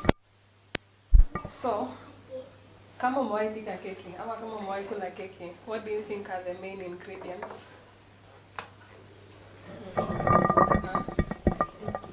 Baking powder, yeah? Sorry? Yes. Sorry? Or blue band, or butter, or right? So those are the foundation ingredients. Na reason why tunazitumia ni kuna reactions zina happen huko ndani. Ukisha koroga, kuna hiyo kukoroga kuweka kwa oven inaiva, si ndio? Lakini there's reactions zina happen huko ndani that make the cake ina rise kwanza, si ndio? Inafura, inapata that nice texture, haijakauka kama biscuit, all those things, si ndio? So the foundation, ukianza kukoroga, the foundation that we know usually, you start with butter and sugar, si ndio? So you can use as a substitution for butter, because butter is an animal product. You can use either blue band ama unaweza tumia vegetable oil yenye haina ladha yoyote, bora tu ni mafuta ya kupika ya salad, si ndio? So once you mix, unakoroga sukari na blue band. The science behind that, which is something not many people know, the science behind that, ukikoroga sukari sinaona ni particles na ni crystals, si ndio? Blue band ni mafuta, right? When you koroga the two, when you whisk the two, the particles in the sugar huwa zinaenda zina form air pockets ndani ya the fat in the butter, in the blue band in the butter. What happens to air when you heat it? It expands. So when you put the cake in the oven, the particles that you formed by kukoroga sukari na mafuta, what do? They expand. Cake yako inafanya nini? So that is why initially you have to begin with the kukoroga part. That is why it's very, very, very important. Another thing yenye itafanya keki ifure is what you call a leavening agent, a raising agent. So hiyo ni kama baking powder na ingine inaitwa bicarbonate of soda, baking soda. You don't use them interchangeably, it depends na ile mpangilio ambao ufuate. Sana sana baking powder ndio iko very available, si ndio? So there's not really a substitution for this one, right? Another thing yenye itafanya pia ifure ni mayai. Mayai inafanya keki ifure because the egg contains protein, right? It contains fat. Again, what happens when you mix fat, the sugars? What happens? Ukizikoroga, you add air into the mixture, si ndio? Vile tumetengeneza mayonnaise, what is that? The process is called emulsification. Umezikoroga pamoja ikakuwa very thick, si ndio? Yeah. That's the same thing when you're baking a cake, ukikoroga inakuwa something very thick, si ndio? When you put those things together in the oven, kuna zile spaces ulitengeneza, kuna raising agent in the form of baking powder, si ndio? And then kuna sasa these are the things that are making the cake soft. Kuna mafuta ya blue band, kuna maziwa, kuna mayai, all of them they come together, now they give you the cake. That is the science behind the cake. That is why now when we are researching what to substitute, lazima tutafute zile vitu first of all zitapeana the same nutrition, number one, si ndio? And then zitapeana the same effect. Hiyo ya create air, add the protein, add the fat, add the sugar. Even the sugar is very important, si ndio? Sugar is actually the most important. Hata ile ukipika keki when it's brown on top, that is because of the sugar. Then the sugar is not just in hii sukari yenye tunaweka. Kwa maziwa mkitengeneza mmeka a bit of glucose, si ndio? That is because milk from say a cow or a goat has something called lactose, si ndio? lactose is a sugar in biology, sindio? When you put it in a cake, again it contributes to the cake becoming brown, right? So utaona maziwa zingine, because they don't have lactose, kama hii ya almond, the cake might not be as brown, but bado itaiva. So those are the small things we like to research behind the scenes, so that when we are putting a cake together, at least we know what we are working with, sindio? So now I want us to do that practically, and then as we leave the cake ikibake, mtaenda mkule lunch, alafu mkuje mkule cake. So that's okay. Now I want us to do it with you guys, pamoja, but first I want to show you something. These are chia seeds. I'm sure you've come across them in advertisements, superfoods and all those things, sindio? Sometimes, if you don't have eggs, unachukua kitu kama hizi chia seeds and you put water. What happens, whether it's chia seeds, flax seeds as well, ukishaweka maji, they'll form a gel, sindio? Has anyone ever tried that experiment? Haya, tutaweka, tuache hapa, as they absorb water, tutakuja kuangalia baadaye what we get, sindio? The reason we use chia seeds is because they contain protein, and they would be replacing an egg which has what? Yeah, but now chia seeds, they don't have the same fat as eggs. Kwa hivyo maybe keki haitafura kama hiyo ingine, but bado itaiva, and it will still actually be more nutritious. Haya, so nataka volunteers.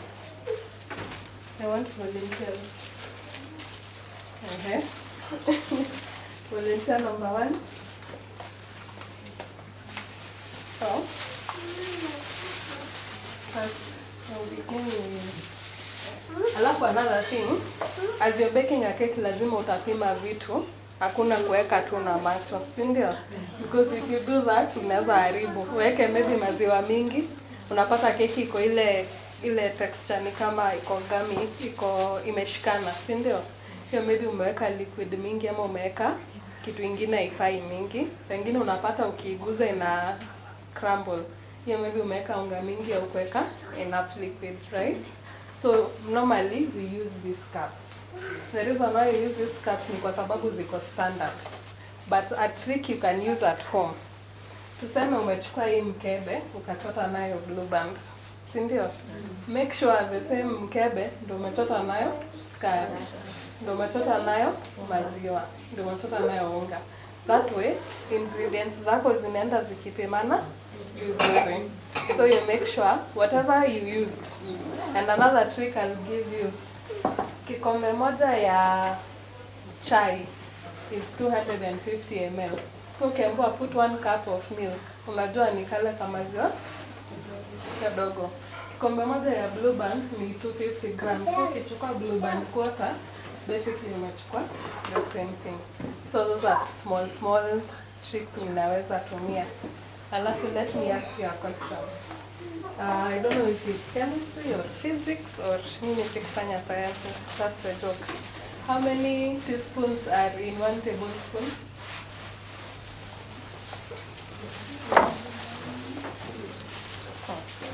Huh? 2. 2? Any other answer? Any other answer? Any other answer? 1.5. Another answer? The correct answer is actually 3. 3 tablespoons, 3 teaspoons make 1 tablespoon in terms of metric measurement. So, in terms of even chemistry and whatnot. So when you're measuring, 3 teaspoons equals? They're never to see kama zile za sukari. So what we'll do, we'll make a lemon coconut cake. Cynthia? So the first thing you do,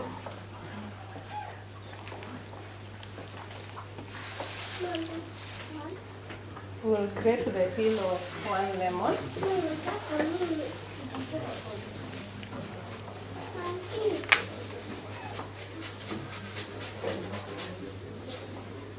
Mlifunzwa nini behind the hand washing unaona it's starting to form a gel, so itashinda ikiabsorb. It can absorb 3 times the amount of water. That if it's a teaspoon of chia seeds, it can absorb more than 3 times that amount of water.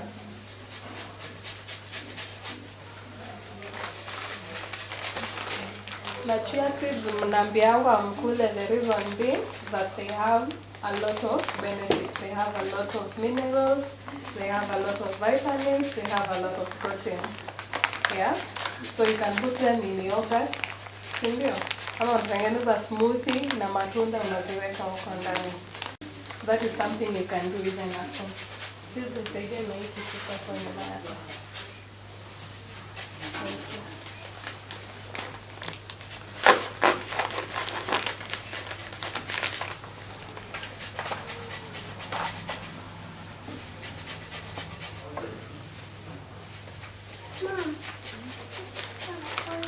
Does anyone know any substitutes za unga ngano zenye unaweza tumia kwa nyumba?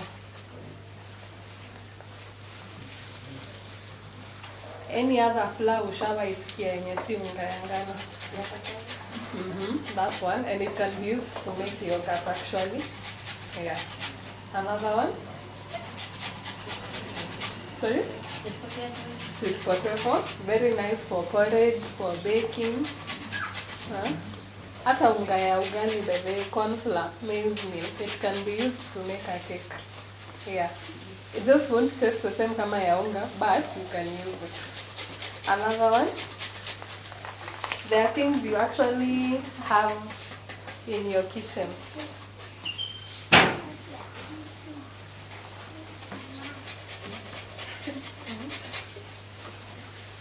There's a science behind everything.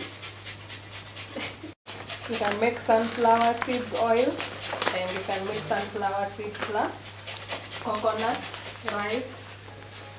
These are what you can actually use them to make a flour. That way, unatoa gluten. Wale wanataka wataki kukula unga ngano, maybe for purposes of health ama weight loss ama kitu kama hiyo, you can use them.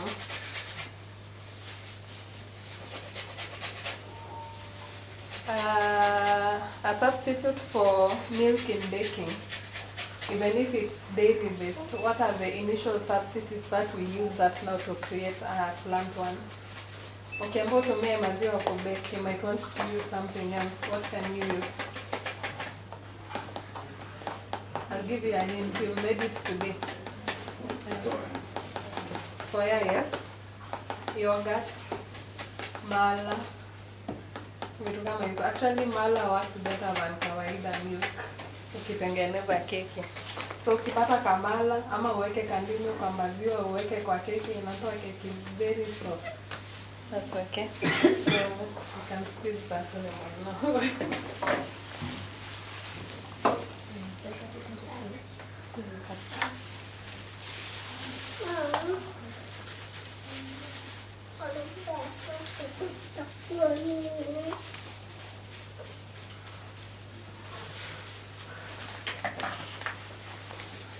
So if I give you a quiz now on baking, mtaweza kucheka. Hivi leo answer. What can you substitute? Ni nini unaweza badilisha nini blue band kwa kubake?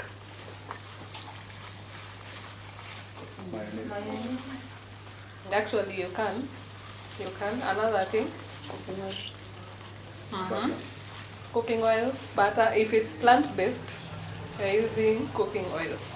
Bora haina harufu or flavor. Sindio? Ni nini unaweza tumia in place of sukari? Glucose 50-50. Unaweza sukari 50 glucose. Ndio hizo reaction ya the crystals vikiingia huko kwa creating the air pockets. Sindio? Another thing, mandizi. Nani ashaijaribu na mandizi? Mandizi ripe. Haya. Huh? Nilijaribu na chapati. And it was very nice, sindio? Yeah, you actually can. It's not a joke, it's actually true. Actually, something else unaweza badilisha for, what do you call it? For eggs, unaweza weka malenge. Unachemsha, una blend. So mepika chapo za malenge, sindio? They're very nice. Very soft, right? Ziko na layers. Exactly. So what you're doing, you're eliminating one ingredient, but you're replacing it with something that does the same. Yeah, exactly. So now, tulisema one thing we always do is we what? Tunapima. You don't go blindly. I'm using this cup. I think I'll request them wafanyie a printout of the recipe. Alafu mtu apatie aende akajaribu kwa nyumba, si ndio? Yeah.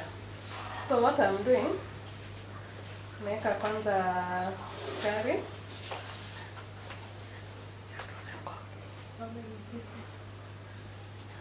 Tuone yenye itatosha, si ndio?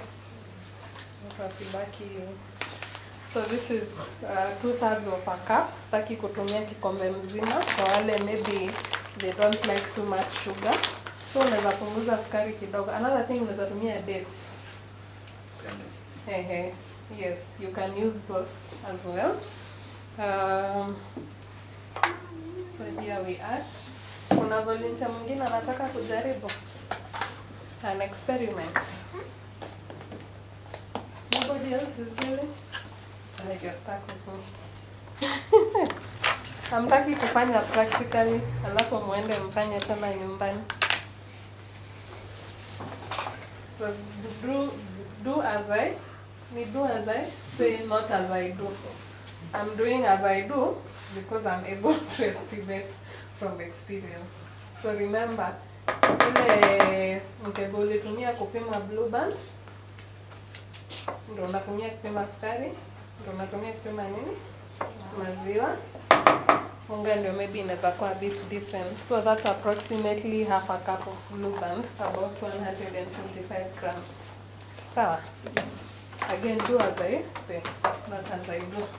So kile tutafanya, tutaanza kumix hii. So I'll show you how to do it kidogo practically first.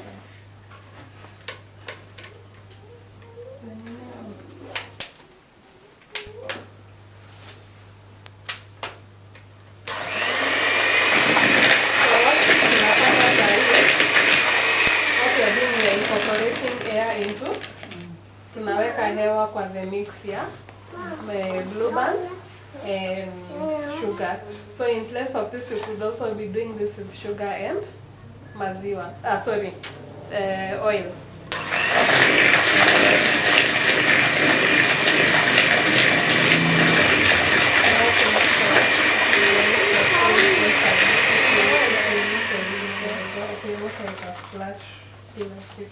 This is the stick, 1, 2, you can use 1 and 2.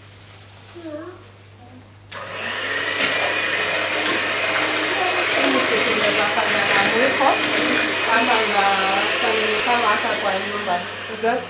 But you have to keep mixing up to a certain point. That's how you know enough air in the here. Yeah? So one thing that will guide you is a layer of blue band. It's very easy. So once we start mixing it, let me show you. Once we start mixing it,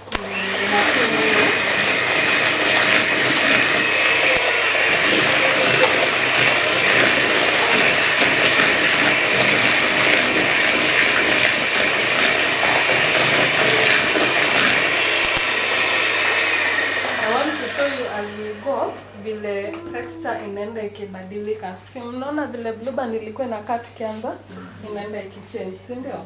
First inaongezeka, alafu pia inakaa inashikana na sukari, unataka kuona hizo particles za sukari.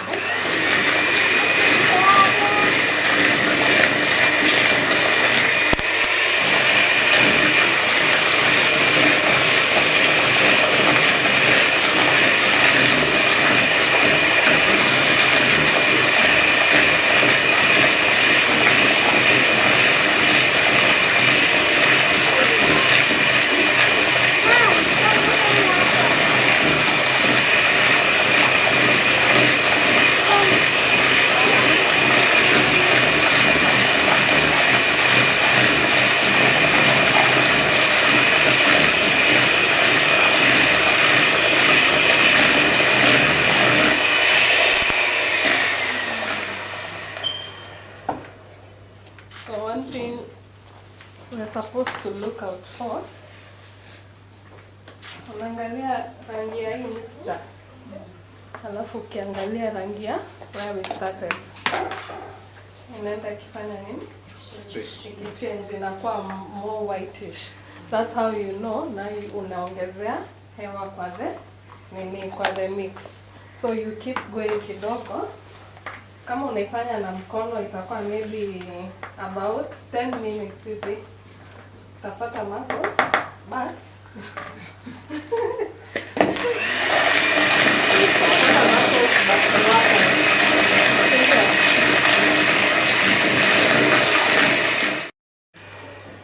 when you look at this mixture, what do you see that's different? It's pale. It's pale. Nini ingine? Fluffy, si ndio? Smooth. Nini ingine? Tukianza ilikuwa inatoshana hivi. Inaenda iki increase. That's because again air is going into the mixture.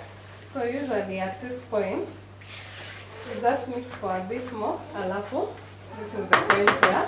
What do you add next? We can use either chia seeds, 1. Number 2, kuna mchanganyiko ingine unaweza fanya, unaweza koroga a teaspoon of baking powder, a teaspoon ya mafuta, na teaspoon ya maji. It can provide the same rising kama ya mayai. Another simple method, kuna hii soda water, inakwanga kwa supermarket. It usually ukikunywa inakwanga na bubbles sana, si ndio? This is a very easy substitute. And the reason why this is an easy substitute is because 1, haita change ladha ya keki. Yeah? Haita change harufu ya keki, haita change hiyo texture ya keki. So I think kenye tutafanya leo, tutatumia moja hii, alafu tutatumia chia kidogo, si ndio? So that we see how both are used. Now, in terms of kupima, tulisema lazima tupime kila kitu. 1 egg is about 50 grams or about a quarter cup. Kwa hivyo kama una replace a quarter cup of an egg, lazima whatever substitute you're using ikuwe the same amount. Why is that? An egg contains what and what and what? Yolk. It has protein, it has fat, and it's also a liquid. Sindio? The basics za kubake ni fat, sugar, and then protein. Sindio? Alafu unaweka unga. Hiyo unga ukieka, the reason why unga hublend na keki ni kwa sababu there's liquid there to absorb the flour. Sindio? Part of the liquid ni hiyo mayai na maziwa. So whatever we are replacing has to be able to absorb flour the same way. Sindio? So lazima you replace the exact amount of what you're doing. So hapa tutaweka a quarter cup for 1 egg, and then we will use some chia seeds. I wish I had a kabidi tu tuchote haida absorb enough, but you can see that it has changed the texture. Right? So because it hasn't absorbed enough water, I'll just add a bit more of this. Ndio keki yetu isikauke. So at this point, what you're doing ni kama vile tu ungefanya ukiweka mayai, ungekoroga.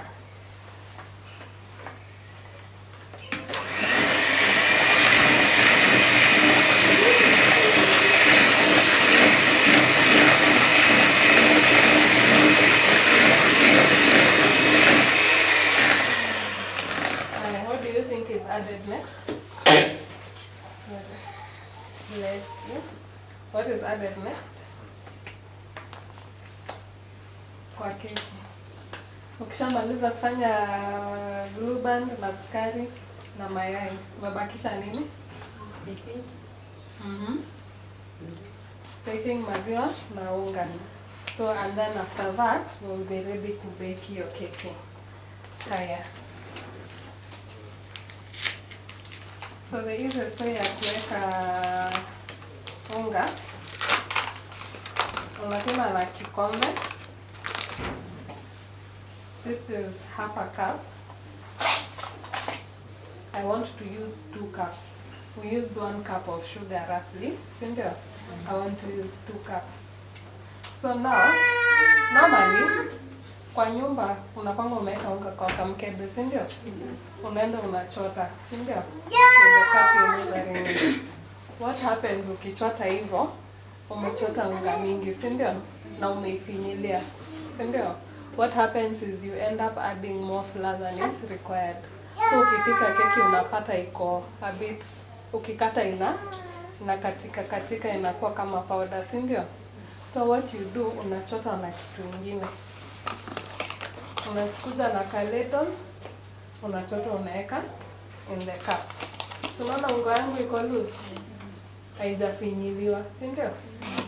So that means keki yangu, first of all it will get unga iko na kahewa kidogo. Actually unaweza ichunga before uweke. Utapata keki iko na unga yenye inafaa kuingia, sio unga mingi. So unachota na kaledo ama kijiko. That's what we will do. This is half a cup, so I'll put 4 of them in there to make 2 cups.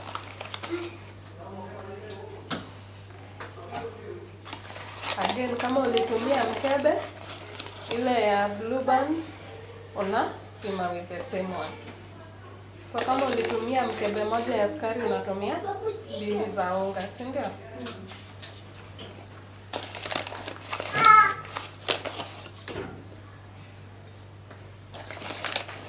Kuna swali.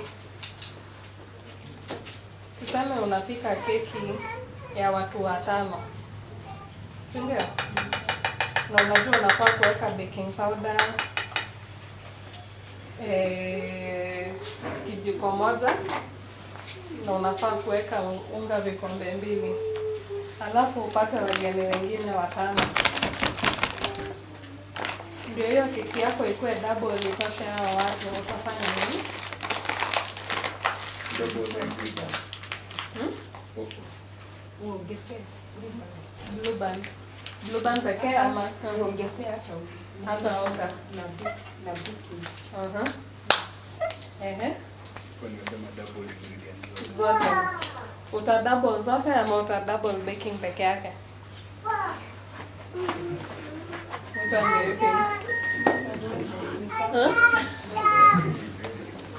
Utaongeza baking powder zaidi kwa hiyo unga ama utaongeza kila kitu times 2? Haya, ukiweka baking powder mingi kuliko ile inafaa, ni nini itafanyika? What do you think itafanyika? Plus?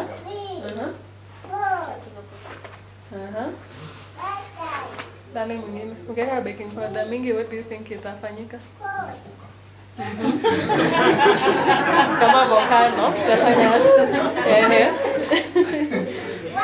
another one. Kupasuka juu. Haya. So, kile itahappen ukiweka baking powder mingi, 1, itafura sana ikienda juu, alafu ipasuke, alafu ilipuke, but kulipuka hiyo ya mlipuko. So what happens, ina rise very quickly, but hauna structure. Ile structure tulitengeneza na unga na blue band na nini, si ndio? So what will happen, ita collapse. Ushawaiona keki ukitoa kwa oven but katikati imecollapse na ndani? Ulikuwa umeweka baking powder mingi sana, ama iko na unga ya kutosha. Haya, hii ingine yenye ufura juu alafu ina crack hapo juu.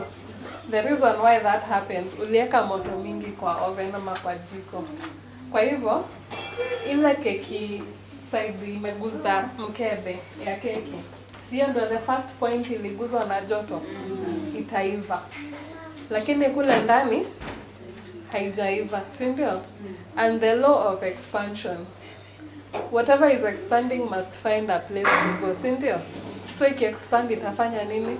Keki ilikuwa imeiva nje, inapasuka. So inatoka na si mlipuko but so what I'm going to do here, nitaweka a teaspoon of baking powder per cup of flour. Ukipata wageni, you double everything. You do not double the baking powder alone because sasa hakuna kitu utakuwa umefanya hapo in terms of creating any structure to the cake. Now at this point, ideally, unafaa kuwa unaongeza kama kuna ka flavor unataka tuseme kandimu hivi. Maji ya ndimu tulianza na what did we do? Tuligrate, si ndio? Sasa tumeweka maji ya hiyo ndimu. Then we will put a bit of milk, not a lot, just a bit. I have a question. Yes. Is that the same way we make the fruit cakes? How it is passion You put passion fruit juice. That is the most ideal way. There's another way you can do it. Kuna kwanga na flavors commercial, which you can do for commercial baking. Huwa zinakuja na kutupa kama auto. So you can smell them. Unaniambie what you think the flavors.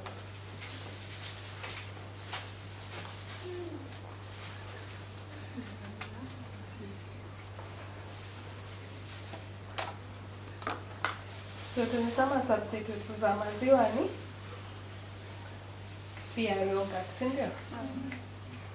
So, juu tunataka keki yetu ionje coconut, I'm going to add just a bit of coconut yogurt. Si kuna ile yogurt mlitengeneza huko? Hiyo ilikuwa soya yogurt. So you can do the same with coconut milk. Alafu unaweka hiyo cornstarch inakuwa thick. Unaona hivi? So unachukua ile maji ya coconut, una grate coconut the same way mlifanya na soya, mna blend pamoja na maji, una squeeze. And then unafanya the same kuheat, culture, and then some cornstarch the same way. Unafanya the same thing na cassava flour. The possibilities ziko endless basically. So nitaweka kidogo. Again, don't do as I do. Do as I say. Nimeweka soya milk kidogo na nikaweka na coconut kidogo. So nitaweza kuona maybe kama nihitaji kuongeza as I mix. Kama kuna mtu hapa karibu anaweza kuja angalie. There's something I want to show you. Can you see this? This is because nimeweka lemon juice and at the same time nimeweka ni baking powder, sindio? So zimeanza ku create bubbles. These are the same bubbles for oven. Nitafanya nini? The air will expand. Okay? Yeah.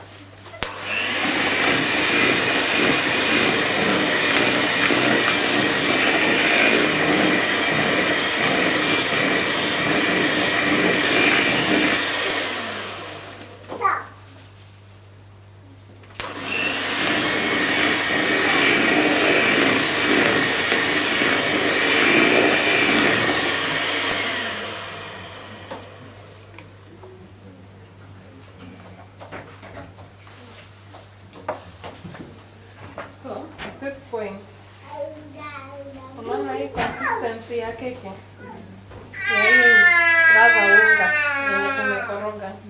Unaiona? This is the ideal consistency for the appropriate texture ya keki yenye tunatafuta. Most times zile makosa hufanyika kwa mtu anaweka maybe maziwa mingi ama less. Si ndio? Juu ideally unataka maybe ikae kama ile unga ya pancake, si ndio? Haifai kukaa hivyo. Unafaa kukaa kama hii. Unaona? Iko very thick but bado tuliweka maziwa, tuliweka all the things that we needed kuweka. Haya, juu tunataka ionje coconut, nilichukua tu shavings za coconut. Wenye mtu ukichukua coconut the way you grate it, unaweka tu hapo ndani mwisho. Niseme unaweza kuja uweke raisins, unaweza kuja uweke tu matunda, anything by the way. Unaweza kuja hata uweke tu biscuits hapo mwisho. Ukitaka kuweka mandizi, unachukua mandizi kama unatumia maybe vikombe 2 za unga, unachukua mandizi 2, una mash, unaweka, unapata banana cake, si ndio? As in baking ni kulan, unajaribu tu vitu mpaka zinaingiana. Hiyo ikifail unajaribu ingine, hiyo ikifail unajaribu ingine. Pia kuna zile spices zinapanga kwa nyumba, cinnamon, si ndio? Unakuja unaweka, ukitaka ya chocolate unachukua koko, ukiweka unga unaweka koko hapo ndani. Si umepata keki ya chocolate? Tu vitu tu tudogo, the things you have in the house, you experiment with them until you find something that you like, si ndio? So far nani anaweza sema hapa anaweza bake keki? Confidently. Na isilipuke.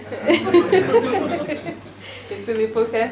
One mistake we made, which we should have started with, ukianza hiyo process ya kukoroga keki, one thing you should do, unawasha oven yako.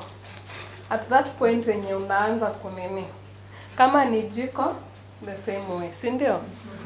So hii ni time tu, una make sure joto inatoka juu na chini, alafu hii ni ya kuweka temperature that you can use at home if you don't have an oven. Unachukua sufuria, si ndio? Unaweka, nitaita aje, sijui kama ni mchanganyiko isiguze the bottom of the other sufuria. I don't know if I'm making sense. Acha This is the umetengeneza gas ama jiko, si ndio? Imewaka. Unakuja unachukua the first sufuria, a big one, si ndio? Unaiwekelea hapo juu, si ndio? Unachukua either tumawe, whatever it is, unachukua unaweka hapo ndani, si ndio? Then unachukua kifuniko, unaiwacha. It's the same concept tumefanya na oven. Tumeiwacha imeanza kuheat, si ndio? Isipate direct heat, si ndio? Haya, tumekoroga keki yetu, iko ready kuiva, iko hapa ndani. Ukikuja uwekelee, juu itakuwa si itakuwa ndogo kuliko hiyo sufuria nyingine. Itakuwa iko above, itakuwa koto nini, si ndio? Sufuria haitaungua, moto ni kidogo, weki ile moto kubwa.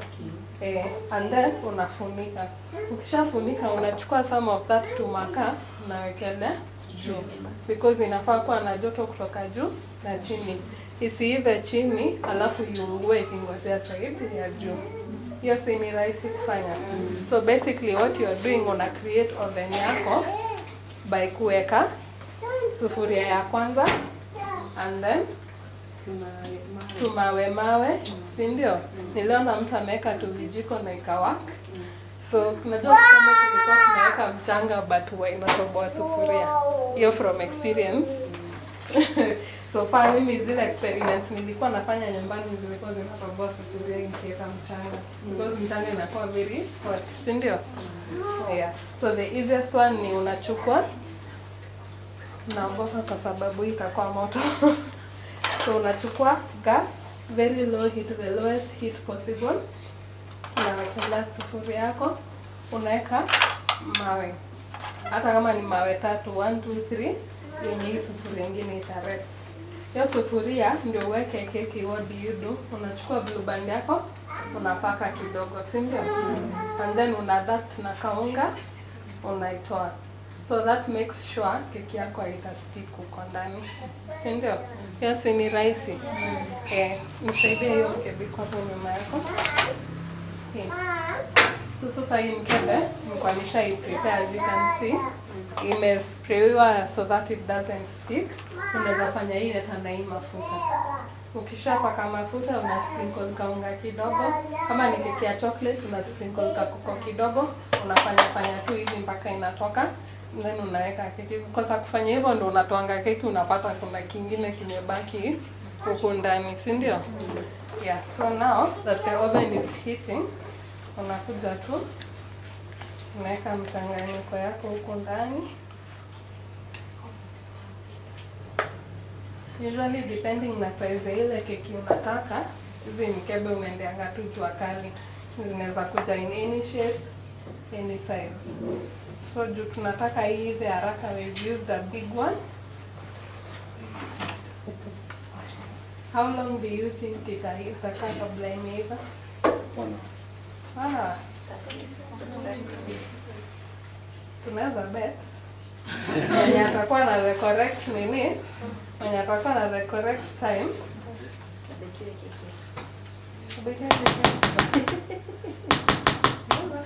ama maybe apate credit ya 100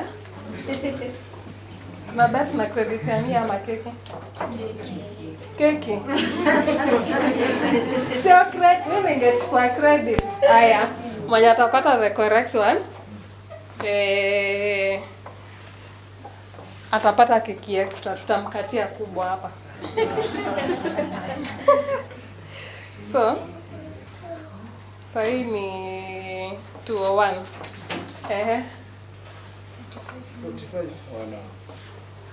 Na mtu andike time yake. Mtu andike time yake. 50 ama 15. Umesema? Umesema na 45 minutes. 230.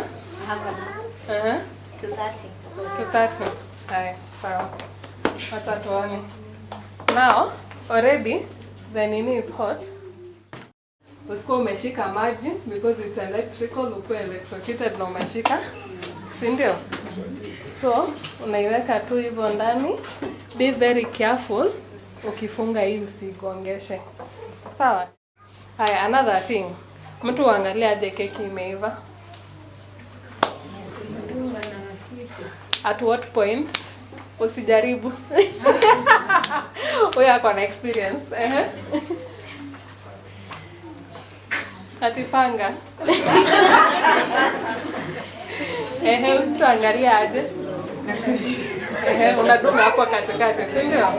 Haya, hiyo kudunga hapo katikati unaidunga at what point? After how long? 30 minutes. After how long? 15 minutes. 10. Unakumbuka ile keki tulisema ile inakwanga imenini? Another si kwa ile inakwanga ndani ni kama crater.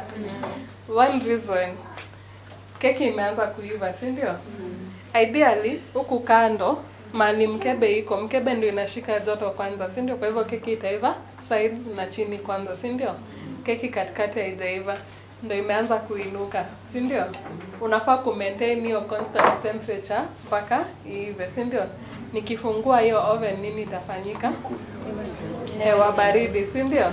Immediately inafanya tu inaporomoka yote. So before 30 minutes usiwahi dhubutu. Ideally 45 minutes. Sisemi ati hizo ndio correct. But before 30 minutes, before 45 minutes usiwahi jaribu. Because the cake will do what? Ita sink. Si ndio? So one way ya kuchungulia oven ukuwa na kataa kake saa ingine. So kama si oven na ni ile ya kufunika sufuria unaipea minimum at least, kama ilikuwa maybe nusu ya mkebe hivi unaipea at least 30 minutes, 45 minutes. Another way bila hata kudunga, ukifungua uone keki kwa mkebe imeanza kuachana huku kando, ni kama inajivuruta na ndani imewachilia mkebe ama sufuria, iko sawa kabisa. Hiyo hata hakuna guesswork, iko chonjo. So far maswali. Kwa hivyo inakaa 45 minutes. Ina depend. Usually ina depend na the amount of mixture umeweka kwa keki. So the rule of thumb inakuanga tuseme hii ndio mkebe una bake nayo. Usiwahi pitisha 3/4 way. The reason why hata heri ugawe ubake mara mbili. The reason why ni ita expand, itapanda. Itaenda wapi? Sitaanza kumwagika huko ama itapanda ikuje huku juu hivi ipate joto sana, maybe iungue juu. So una make sure half 3/4. Yeah. Swali lingine?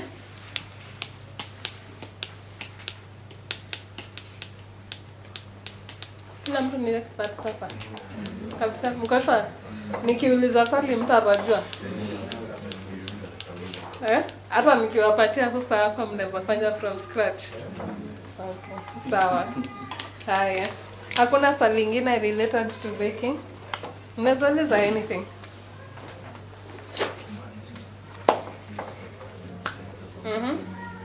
Ukibeki ya For example, tunatumia unga ya sweet potatoes.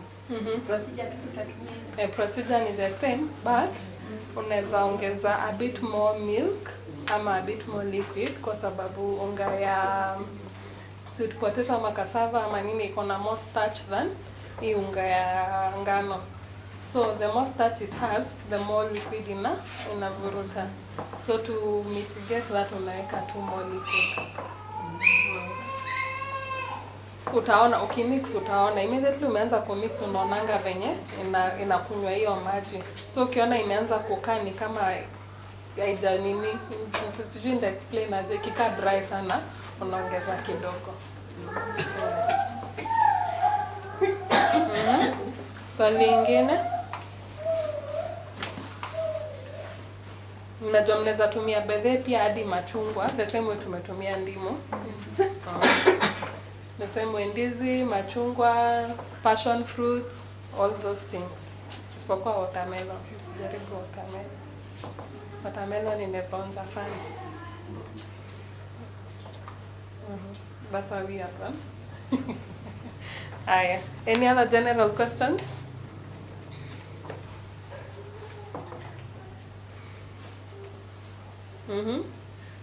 How has your experience been so far? You've learned a lot. Are there things you would like us to teach you in the future?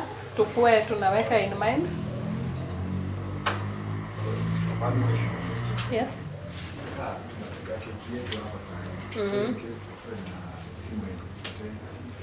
So, that's a very important question. So, mahali tuko sahi, it's very early. But the one thing unaweza fanya kusave hiyo keki, usifungue oven. Na wachana tu nayo. Stima ikirudi, bahati yako.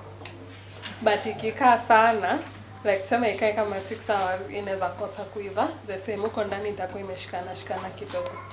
But ukiona stima imepotea na ilikuwa na joto hivi, wachana tu nayo venye iko. Kama huko umeanza kukoroga, unaweka in a very cool place. Unaweka tu unafunika kando, unanyamaza, unangoja. Ama unatumia the other method ya kasa mamaka. Yeah. Sabi uko na swali? Tuko sawa. General questions about Mount Kenya Hub, about business, about anything, about life? Yes. Unaweza tafuta tu makaa uwekelee juu ama tu ufunike. Gasi unaweka kale ka low heat kabisa, tunaachana tu nayo, bora umefunika juu. Yeah. Umetuambia tunaweza bake na unga ya ugali. Sasa hiyo nayo tutatumia tu procedure the same. Lakini texture ndio itakuwa a bit different. Haitakuwa kama ugali bebe. Itakuwa ugali. Shockingly, haitakuwa kama ugali. Itakuwa a bit, ukikula utasikia si ugali. Si ugali. Nilikuwa nataka kusema grains, lakini utasikia koka texture sio smooth kama ya unga ngano, lakini you would be shocked umeikula mahali ni ati hujui. Ita turn brown. Ita turn brown. In fact, ita turn brown kama keki ya kawaida. Na itakuwa imeshikana the same, itakuwa unaweza kata the same, unaweza serve the same. Endo jaribu uone. Ujue tu the texture ndio itakuwa different. Itakuwa strange juu jaribu. Kwa hivyo ile unga kasapika keki nyingi sana. Juu ideally watu ufikiria ukisema kilo moja ya keki ni kilo moja ya unga. It's not. Hii yenye tumekoroga hapa itatoka at least at a minimum either around 650 grams to 750 grams. So tungekoroga maybe vikombe 4 za unga zingetengeneza 1 kilo. One rule ya kujua ni ukiongeza ingredients zako zinafaa ku add up to 1000 grams, ndio, which is 1 kg. So tuseme kama ni blue band, kama ni keki ya 1 kg, hii ni 250 grams, ndio. Yai moja ni 50 grams. Unafaa kutumia about 4-5 eggs for 1 kg. Hiyo ni another 250, si ndio? Sukari kikombe moja ni 200 grams. Unga kikombe moja ni 120 grams. Ukiongezanisha zote because ni vikombe 4, hiyo ni 400 and something. Zinafaa ku add up to maybe around 1200 grams. The reason nasema 1200, another law of science ni liquid evaporates. Some of the liquid tumeweka hapa ita evaporate, so itarudi back down to 1000 grams. Hiyo ndio sasa science inakuanga huku nyuma. Sisi tunajua ile kukoroga tu, but huko nyuma kuna tu vitu tuna happen. Matter is created but not destroyed. Thank you.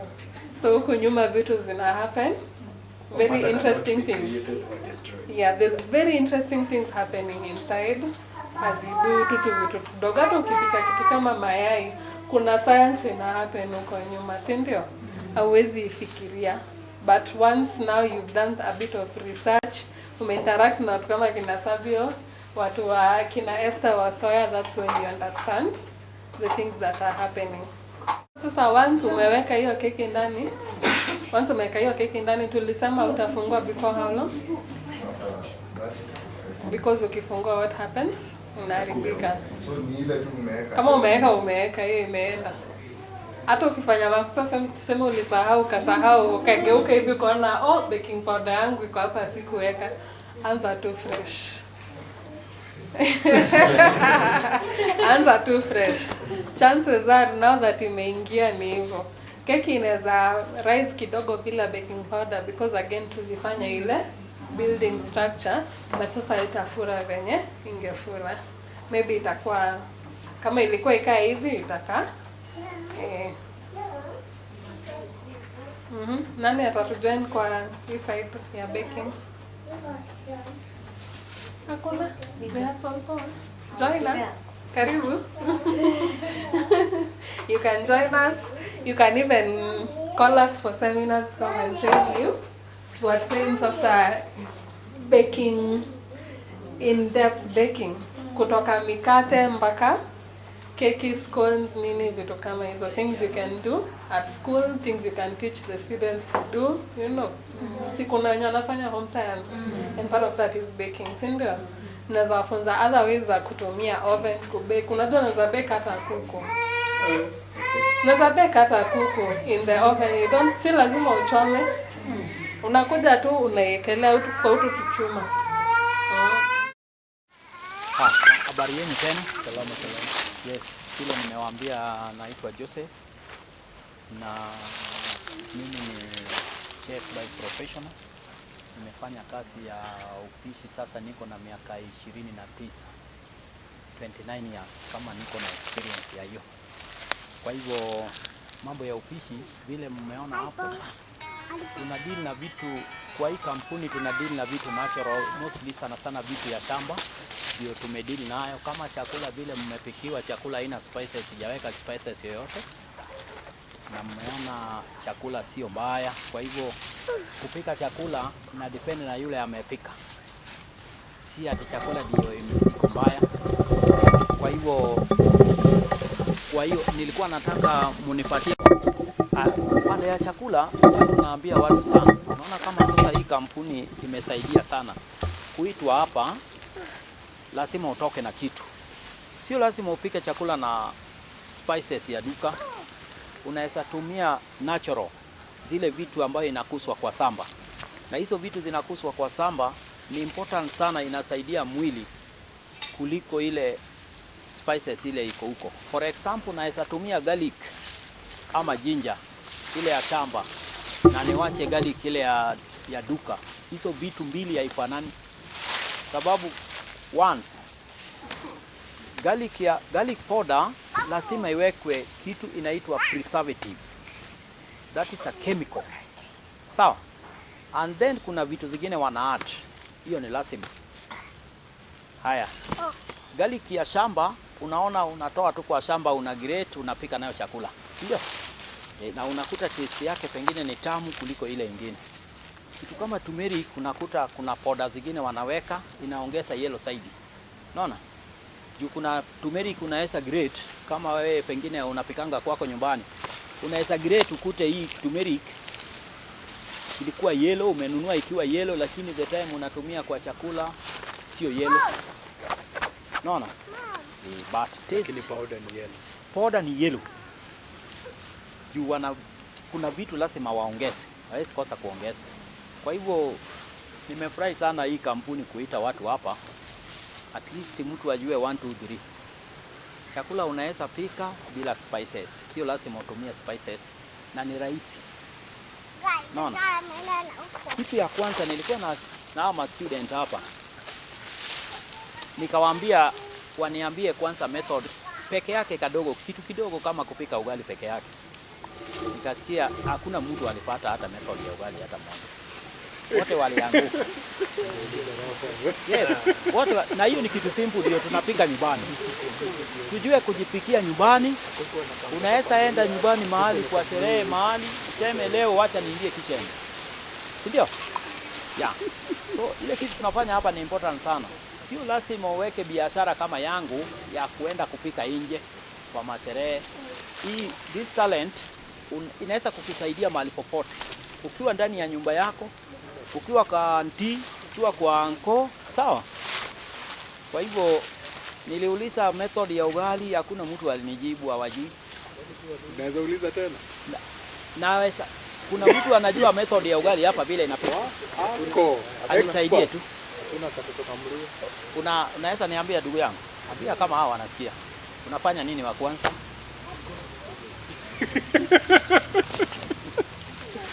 Maji ichemke. Yes. Then uweke unga kwa kiasi. Uweke unga.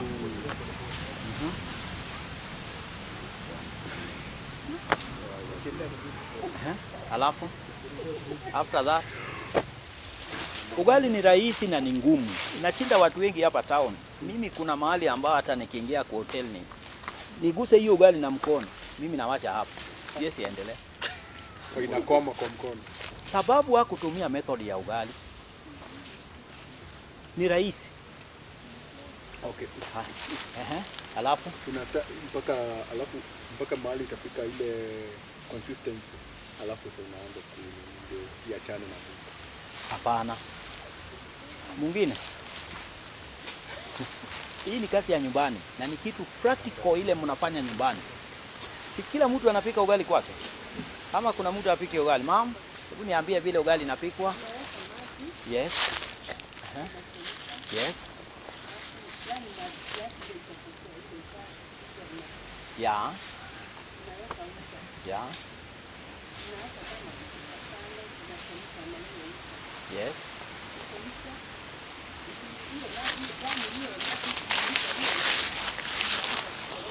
Yes. Hiyo ni amepata method ya ugali. Watu wengi wanaweka unga. Ukishaweka unga, maji imechemuka. Once umeweka unga, tuseme maji imechemuka, weka unga yako. Ile unga haikuwa na moto, unga ilikuwa baridi. Umepoesha maji. So ukianza kukoroga dakika hiyo tu, ugali yako inatoka ikiwa mbichi. Haijakwangi imeiva. Sikufichi. Uwezi method ya ugali uwezi badilisha. Mpaka weka unga, ngojea hii unga ichemuke ikuje juu ya unga vile mama anasema. Hiyo ndio sasa umepika ugali. Utapika dakika hiyo tu kwa hizi. For example kwa hizi mahoteli hizi kubwa tunapika by order. Sawa? Unapika ugali, mtu anakuja ana order chakula, anataka na hiyo ugali dakika hiyo tu. Unapika, unaserve yeye dakika hiyo. Unaona? Sio kukalisha jikoni. Kukalisha ugali jikoni sio kuiva kwa ugali. Sawa? Sawa. Hata ukitaka kupika ugali, once unataka kupika ugali ya githeri, tumia ile method nimekupatia. Ngoja maji ichemuke, ikuje kama juu ya unga, anza kupika hiyo ugali yako. Ugali inaiva dakika hiyo tu. Sawa? Kweli. Mimi ukinipikia ugali, hata kama mahali imejificha uende kwa ile kitchen. Nikwambie hiyo ugali huko, ngoja maji ichemuke. Usipishane sababu najua. Sababu najua. Najua sababu ya nini. Haya, kuna mtu yoyote ako na swali yoyote ya kupika chochote anataka aniulize, hii kitu inapikwa aje, method yoyote nimwambie. Yes. Omena. Omena iko kazi rahisi sana, sio ngumu.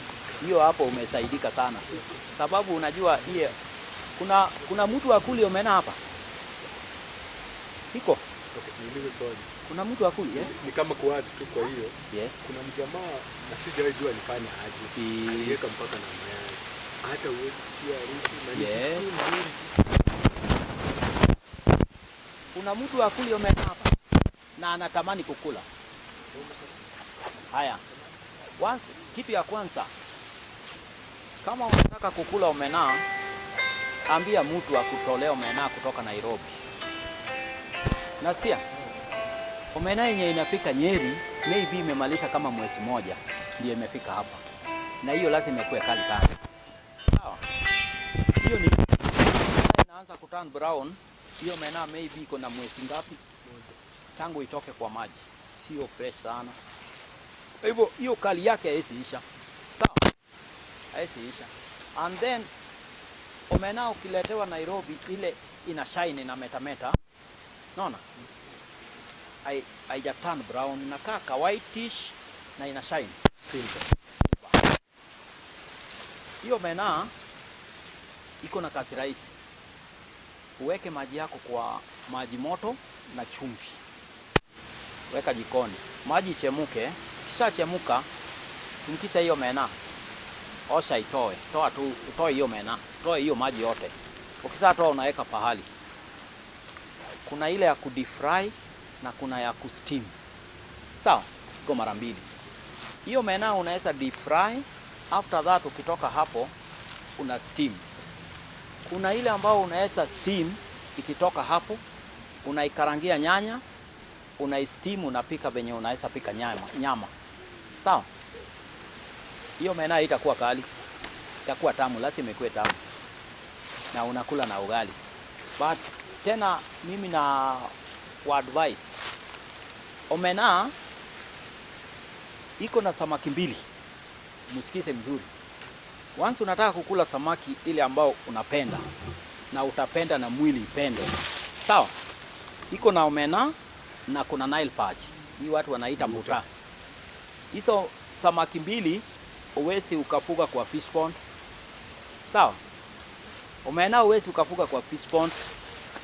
Nile perch hii kubwa uwezi ukafuga, sababu ukifuga utaenda hasara, sababu inakula samaki mwenzake. Nasikia? Kwa hivyo hiyo ni natural. Hakuna mahali inagusana na madawa ama chemical mahali. Sawa? Hizo samaki mbili. Na ni rahisi sana kukula. Sawa? Kuna swali lingine? Procedure.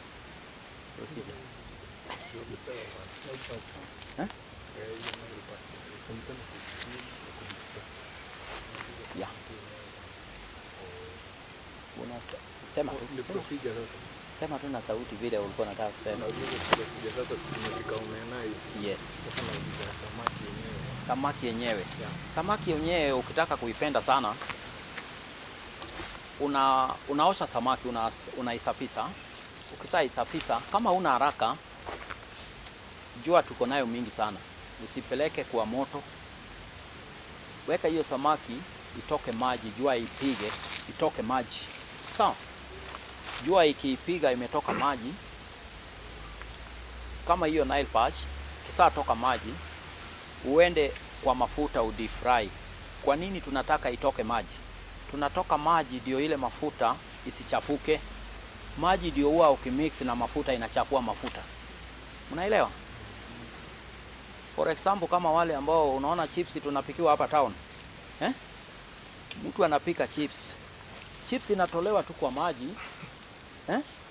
Hawezi weka ikue dry maji itoke. Anaweka kwa machine inapiga chwa. Unaona? Mpaka mafuta inaruka juu. Hiyo ni kuambia chips chafua mafuta. Unaona? Unaona? Inafaa uweke hiyo chips mahali ambao iko na kichungi inamwaga maji polepole, uipatie kama dakika 15. Kama ile ingine bado inaiva, hii inangojeana kama iko kwa kichungi ikuwe dry, and then ndio upeleke kwa machine ya mafuta. Yes, hiyo chips inatoka haina vitu ya black ndani, mafuta iwezi chafuka, unaona, na hata iko different na ile ingine ya maji, sababu ile ulichanganya na maji haisipelekana, unaona.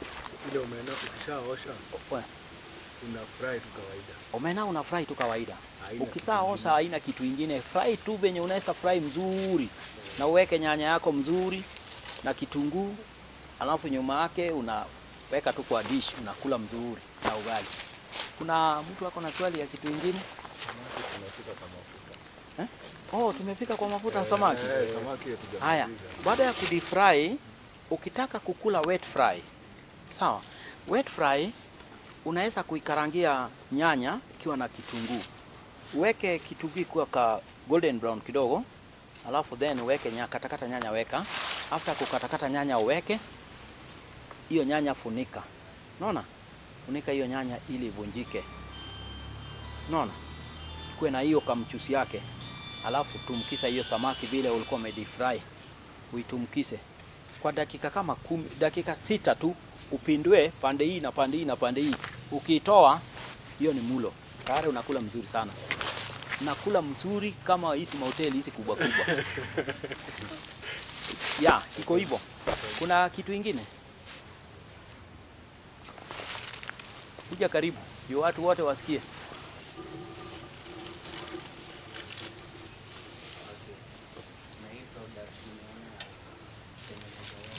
Yes. Ndio iwe thick. Hiyo inafaa uulizie kule, sababu kuna zile material wametumia, sijaenda huko. So yogurt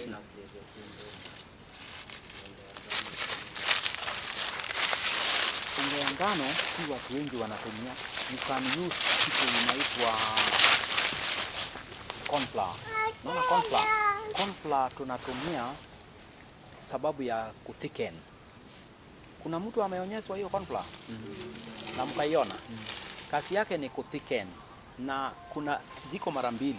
Ukienda kwa supermarket, kuna ingine iko na carton mrefu na kuna hii iko na carton hii ya green, hii iko mfupi, sawa? Iko kwa hizo mbili, kuna moja kama hii haina spices, iko na preservative peke yake, sawa? Hiyo ingine imetengenezwa na spices.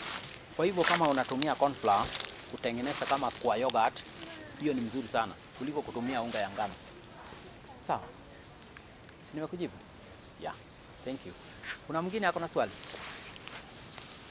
Uliza tu, sababu mimi hakuna kitu sijui. Kwa upishi ni mimi nilisaliwa kama niko mpishi. Hakuna kitu sijui. Kupika chapati. Chapati, nilikuwa nataka niende pale nikuje na kabol kamoja ili niwatrain nayo hapa kwa chapati. Sawa kabisa. Ikuwe na variety kama 3 ama 4. Hiyo ni sawa kabisa. Dakika moja, sawa? Okay.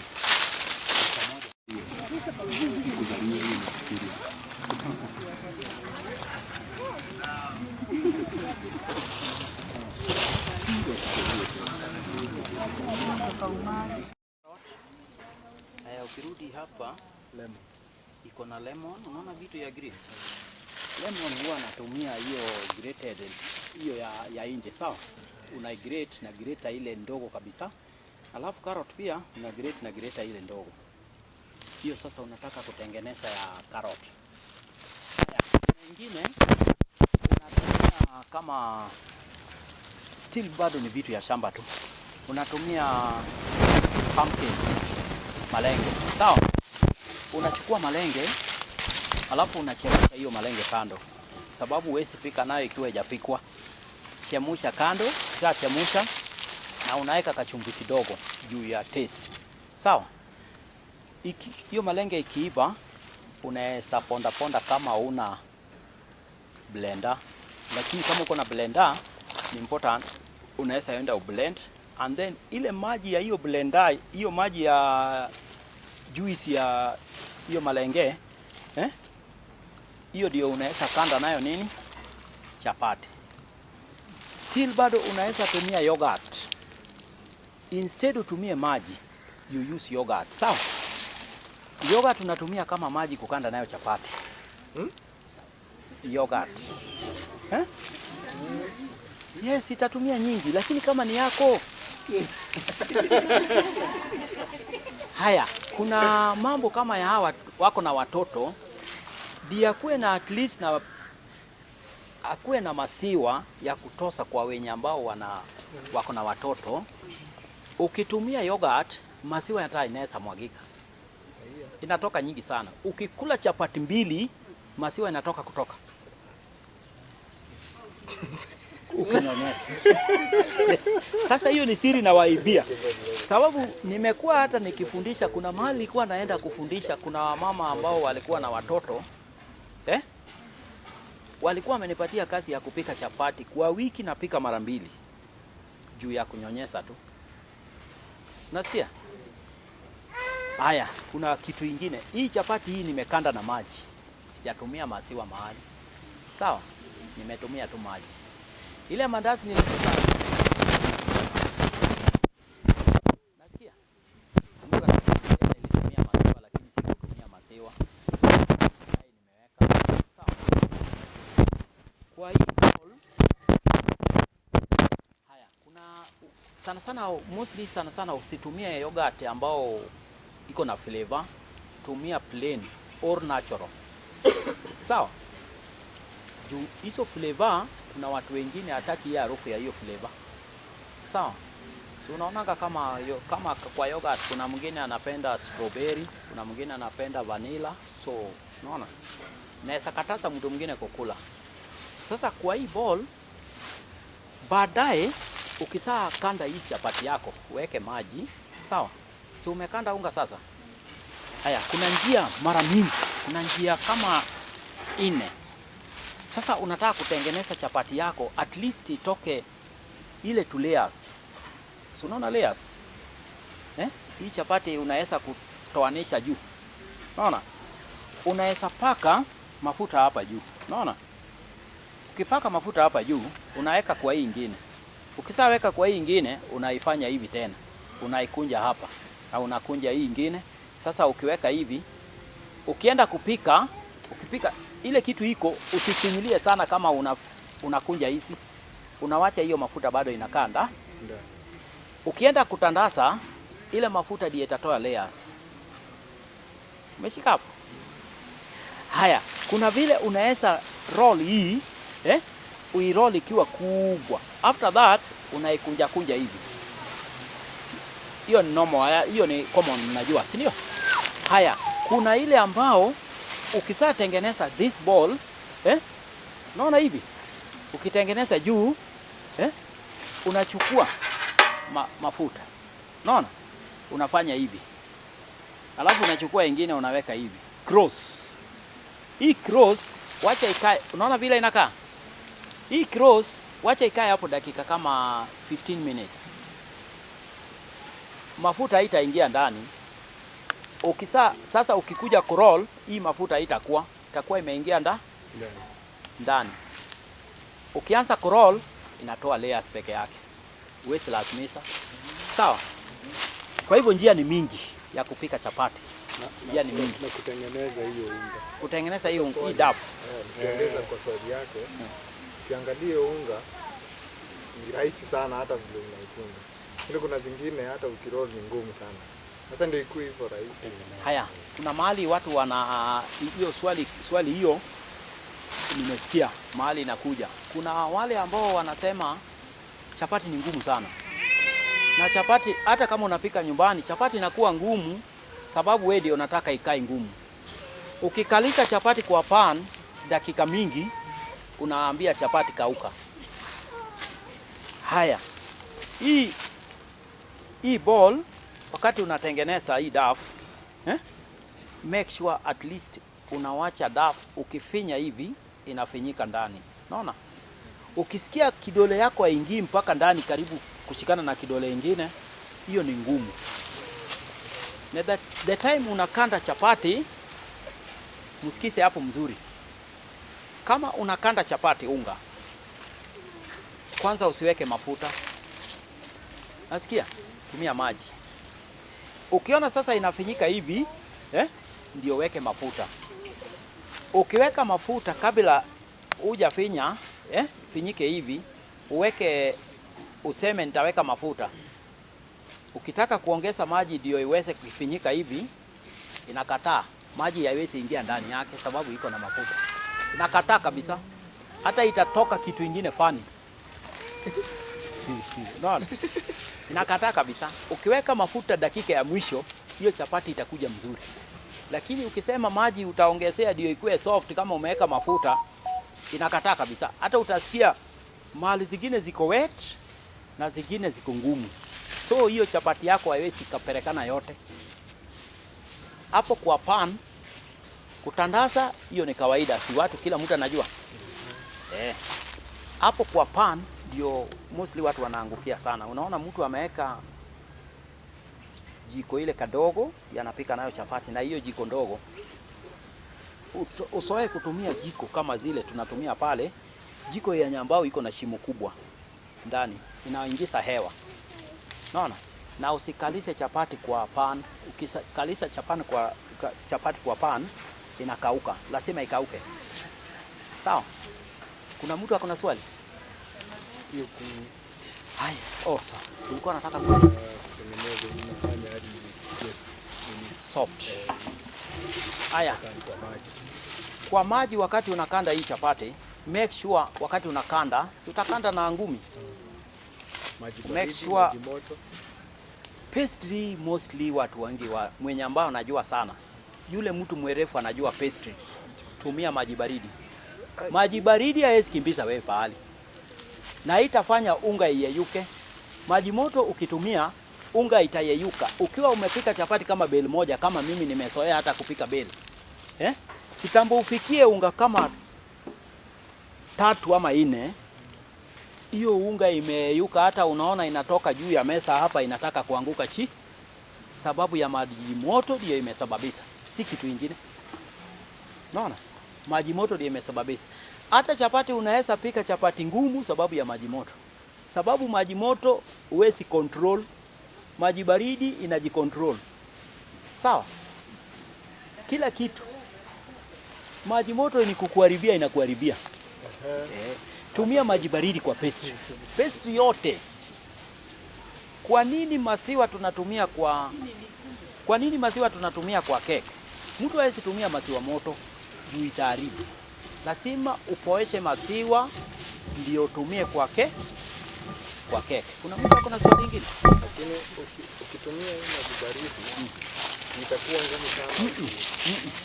Hiyo umejicontrol. Itakuwa wet size ile unataka. Kiasi ile unataka. Ukipiga kwa hiyo kiwango ambao iko soft, iko soft, ile ambao ukifinya hivi unasikia kama inapika kwa kidole huko, na usifinye na nguvu sana. Unaona hii inaingia mpaka ndani.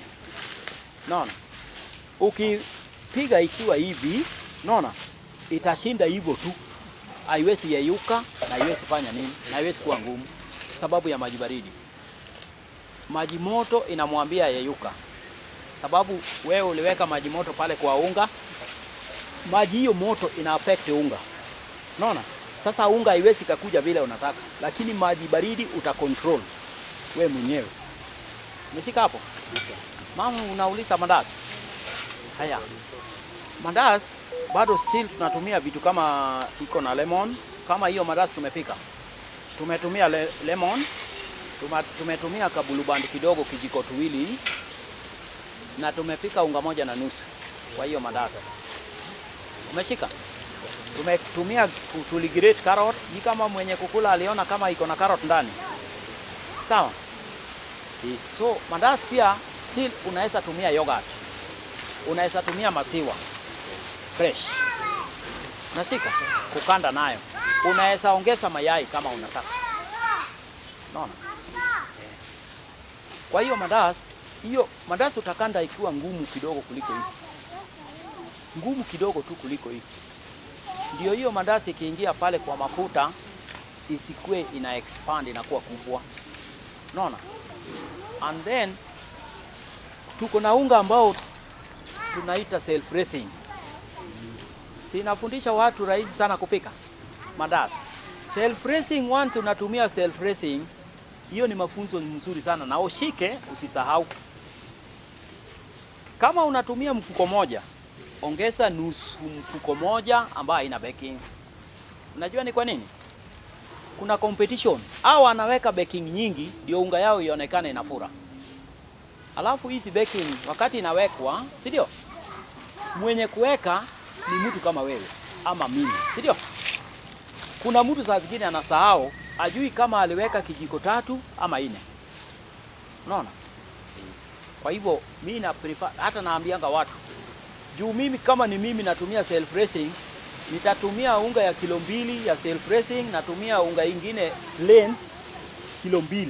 Na mandazi yangu inafura kama huyo mwingine. Hata ukiwa napika hapa na mimi napika hapa, yangu inafura na iko tamu kuliko ya hii ingine. Unasikia taste kwa ulimi yako. Ulimi ndio inakuanga na taste. Ulimi yako utasikia kama ni uko na hiyo unga peke yake, umepika peke yake self raising. Ulimi yako unasikia kitu ingine inakaa kama kukagata. Hiyo kitu ya kukagata, hiyo ni baking powder tu unakula. Sawa? Baking powder ndio unakula ikiwa nyingi kwa unga. Kama una self raising ukiwa na unga ya kawaida kwa kilo moja, unaona kijiko kama hii. Kilo moja weke kijiko 2. Na usijake, unaifanya hivi. Hii kwa baking powder. Sawa? Kijiko 2, kijiko hii 2 kwa kilo moja. Na ukisaa weka kilo 2, sasa utaenda ukipunguza, ukiongezea.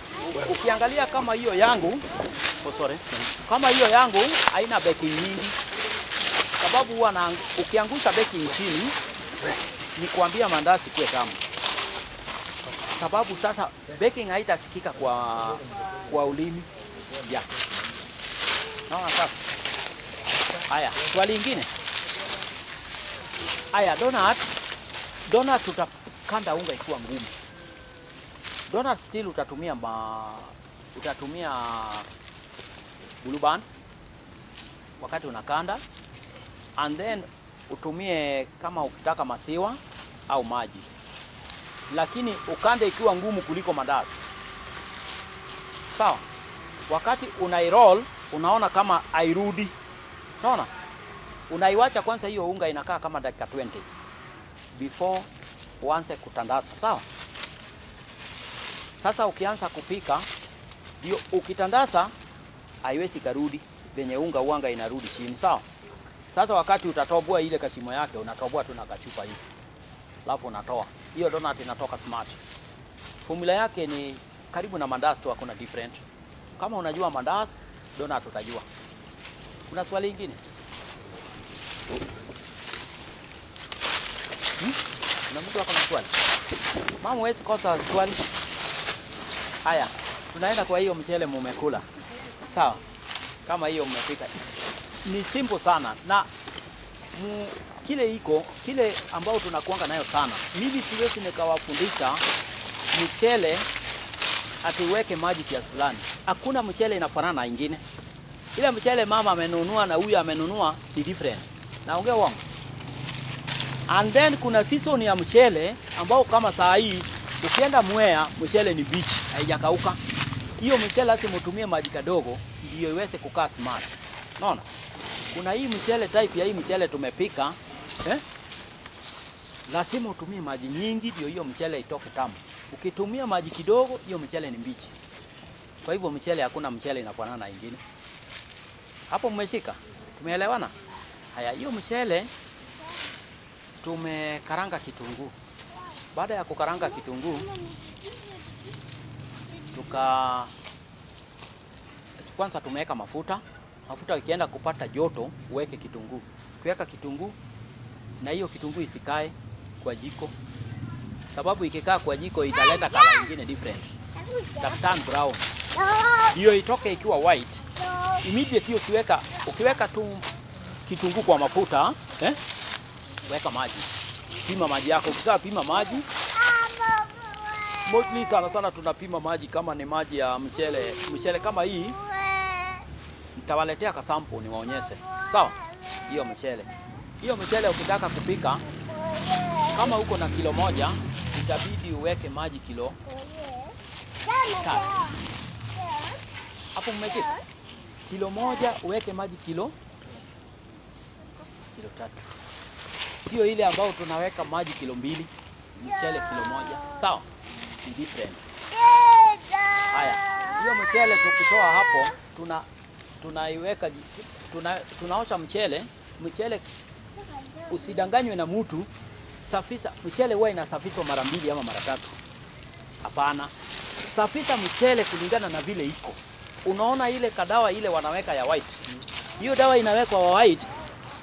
Jaribu hiyo, hata afadhali uoshe kama mara 10. Kama dawa imekataa kutoka, endelea na kuosha. Ndio mchele yako ukipeleka pale kitchen itawachana moja. Ukipika pamoja na ile dawa inakaa matoke. Umeshika sasa? Sasa ndio tupike hiyo mchele itoke hivyo. Unaona? Ndio tupike hiyo mchele itoke vile imetoka, Tulipima maji, baada ya kupima maji tukaweka mchele, tukakoroga mpaka maji ikaisha. Alafu maji ikiisha unaifunika. Unaona? Ukishaifunika unangojea kidogo. Hata kama uko na jiko ya kuni, unaweka jiko kama kaa kidogo juu yake. Sawa? Ama jiko ya makaa. Kama kaa kidogo juu ya kifuniko. Unaipatia hiyo mchele dakika kama at least 20 minutes. Sawa? Mchele ikishaiva, kuna zile ambao vegetable tumeweka. Umeona mama? Sometimes unataka kupikia watu wa klasi ya juu, uko na wageni muhimu sana. Saa nyingine unaweza kuwa surprise. Useme hii vegetable, hapa niko na French beans. Na hii hatukutumia. Tumetumia carrot na peas. Si mmeona? Kwa hiyo carrot ya peas, you can use French beans, peas, naona?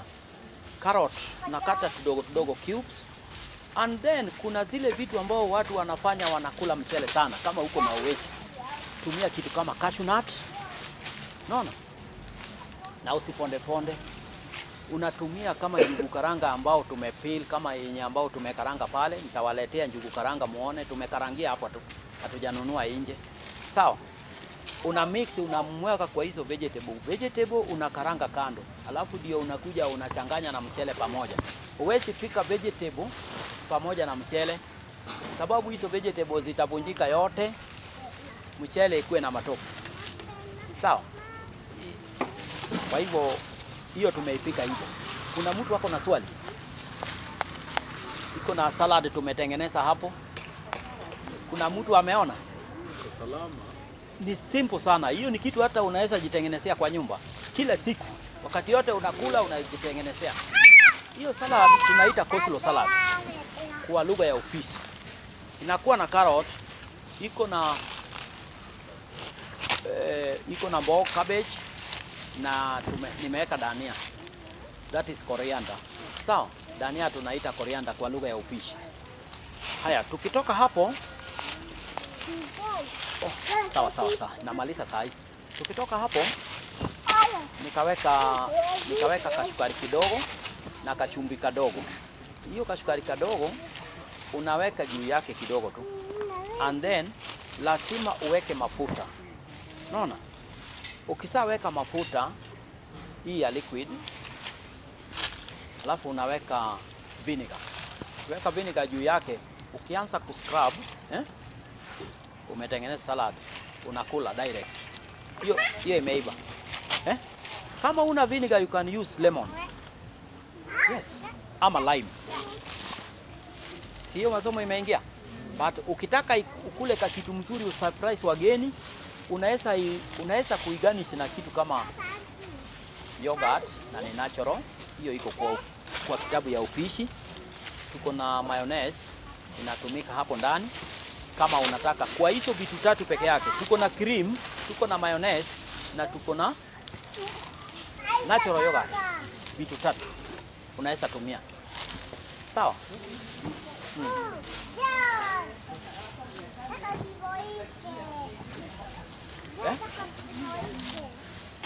Yes. Tunatumia vitu ya shamba. Use lemon. Yeah. The process you are going to see here is the same they used to make water guard, jig is the same process. The difference is the concentration. So once he creates the WhatsApp group, I'm going to share the formula to do that. For today, I'm going to create 6 grams per liter of active chlorine, which is enough to disinfect those liters of water. Yeah. So it's very simple. We are going to make 50 grams of salt plus half a liter of water. Then this is called a chlorine maker. The magic is in the electrolytes. Yeah, the black thing. Those are when salt and water reacts with the electrolytes. That's how chlorine is made. So I'll need someone to come and help me fetch like 3 spoons of salt. Then I mix until it dissolves. That unaonekana huko watu wakuona. So the students who are in chemistry can actually wash. Unaona? 3 spoons, 3. Yeah, 3 spoons. Yeah, 3 spoons.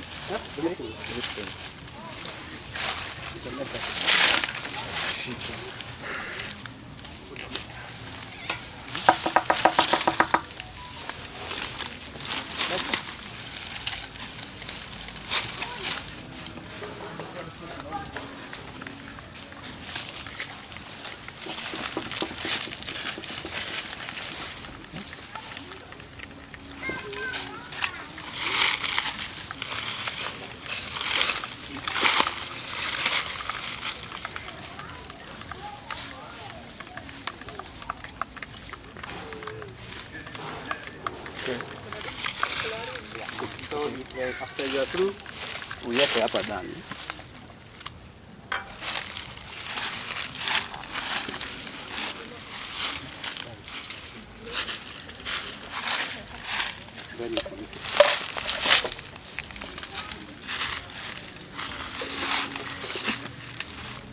So on the timer here we have M1, which is low concentration chlorine, M2 which is medium concentration chlorine, M3 is high concentration. So we do an M3, and then you say start. So over time you are going to see bubbles coming up. You see that? That is chlorine being made on time. So we give some time for that concentration to get where you are. So you can go with other things as it is. It's electrolysis. Yeah. But nimeshukuru kuwaona. I hope umelearn na tutaendelea kuona ni programs gani zingine zenye zinaweza wasaidia, si ndio? Umesoma? Ndio? So sisi kama Mount Kenya Hub ni tuko na innovation hub. Umeiona? Mtu anaweza kuja ni na tuko na partners kadhaa wenye wanatusaidia kufanya vitu kama hizi. Moja ni huyu Animal Charity Evaluators. Hawa ni wa kusaidia watu kujua alternative source of proteins na alternative source of food. Venye Bosco alikuwa amewaambia. So these are some of our partners and watusaidia na hii maneno. So pia tunataka baadaye tujue ni nini ingine mnaweza hitaji. Like for example unaweza pata kuna foods zingine mkipika mnaweza hitaji equipment, si ndio? So with time tutaanza kuona ni vitu gani zingine zenye mnaweza hitaji ndio si tu kupika nyumbani. Wengine wanaweza fungua business sema ni plant based cake. Kama mimi sikulangi mayai. So ni kumaanisha sikulangi biscuits, sikulangi keki, sikulangi hizo vitu zote. But saa hii ikikuwa ni plant based nakula tu, unaona hata sijavimba. So ni business, it's also a business. So maybe with time tutajaribu tuone venye how we can also be able to equip you guys with some of the equipment zenye zinaweza wasaidia. So lakini wenye hii program kabisa ni quality life without borders. So wao ni kujaribu kuona venye they can improve your the life na watu wenye wana impact wenye ni hapa mahali tuko. So through sasa Quality Life na Animal Charity, najua Bosco watajaribu tuona kama ni programs zingine gani zenye tunaweza fanya apart from programs, hata hizi equipments kidogo kidogo. Like for example tumekuwa tukipatia shule hizi. Na najua labda Bosco unaweza patia shule zenye zilikuwa hapa, maybe within tunaweza zikikuja tutawapea moja ya kutengeneza chlorine. Simeambiwa ni ya nini? With time tutajaribu tuone what kind of equipments, kama ni za kitchen, kama ni personal, mtu anataka kufungua business ya plant based food anaweza anza kuuza, ni vitu gani zenye tunaweza equip nazo ku make sure that hata wewe mwenyewe uko enabled, unaweza apart from kazi yenye unafanya pia unaweza fungua another side hustle. Unajua hii Kenya, for you to sustain in Kenya lazima ukuwe na jobs 3. Ukikuwa na job moja hiyo ni tax pekee. So yeah. Nini nyingine? I guess that's it. Yeah, so next time we'll also do some more in terms of vitu zenye kama ni cash flow, kuweka pesa, kufungua hiyo business yenye tunasema nini nafaa uangalie, vitu kama hizo. Asante. I think you are supposed to issue certificates, but we are going to make certificates for you, and I hope the name that you give is the right name. Then when we are out, there soon we'll make sure you get a WhatsApp group for everyone, so that we send all the materials, the formula for making chlorine, the recipe book, all the materials that you need digitally. Yeah. And yeah, Joy will try to. Keki yetu yenye ina mayai ilikuwaje? So tulifanya a good job. Na mtu wa 40 minutes I owe you keki. Sawa. Sawa, nitafute. Yes. So I'm terribly sorry for the weather that has pushed us here. Hatuwezi endelea, we can't go further. But we always organize this kind of training. For the cooks, you can look at your school, look at which equipment can make your work easier, but also your school can afford to maintain it. Yeah, it does not make sense to put an equipment that, for example, Magana girls cannot maintain. So let's think for what can we do, but it has to be plant-based. Plant-based. Yeah. So that's a challenge that I give on you. Yeah. For this machine when they come, I'll try to give for one school each. Yeah. And this one can make a lot of things, but water garden, jig, anything. Yeah. So I also share the formulas for that. So I'll first of all thank for the Mount Kenya Hub. It's them who own the space, them who hosted us. We just provided the skills and everything, and we are so grateful for them. This is the first time to do such a program in Nyeri, and we are doing it in Nyeri because Nyeri is the #1 county of lifestyle diseases, contributed by animal protein. So that's why we have a focus here. Sasa, I don't have much to say. I don't know. I guess that's okay. That's okay. We have refreshments, but before we get there, we need to close the hour prayer. If you have any question, we are here to answer. Na pia if for the students you are free to come and access for you, kama una mtoto, there is a lot of things that happen here. Unaweza kuja. When I'm not here, I'm a software engineer. Mimi ni mtu wa computer. Mimi kupika nayo labda chai. But ikifika ni vitu za computer, tuko sawa. Sawa. Nafanya na UN. Hello, my name is Stephanie Rimawangoi from Momagana Girls Secondary School, and today I had this privilege of learning how to bake a plant-based cake, and I also learned from Chef Joseph how to garnish foods. Oh, I'm Susan Edward from Momagana Girls Secondary School. What I've learned today is how to make cake, plant-based cake. It's sweet, and I've also learned about how to make good recipe by Chef Joseph. It's really good.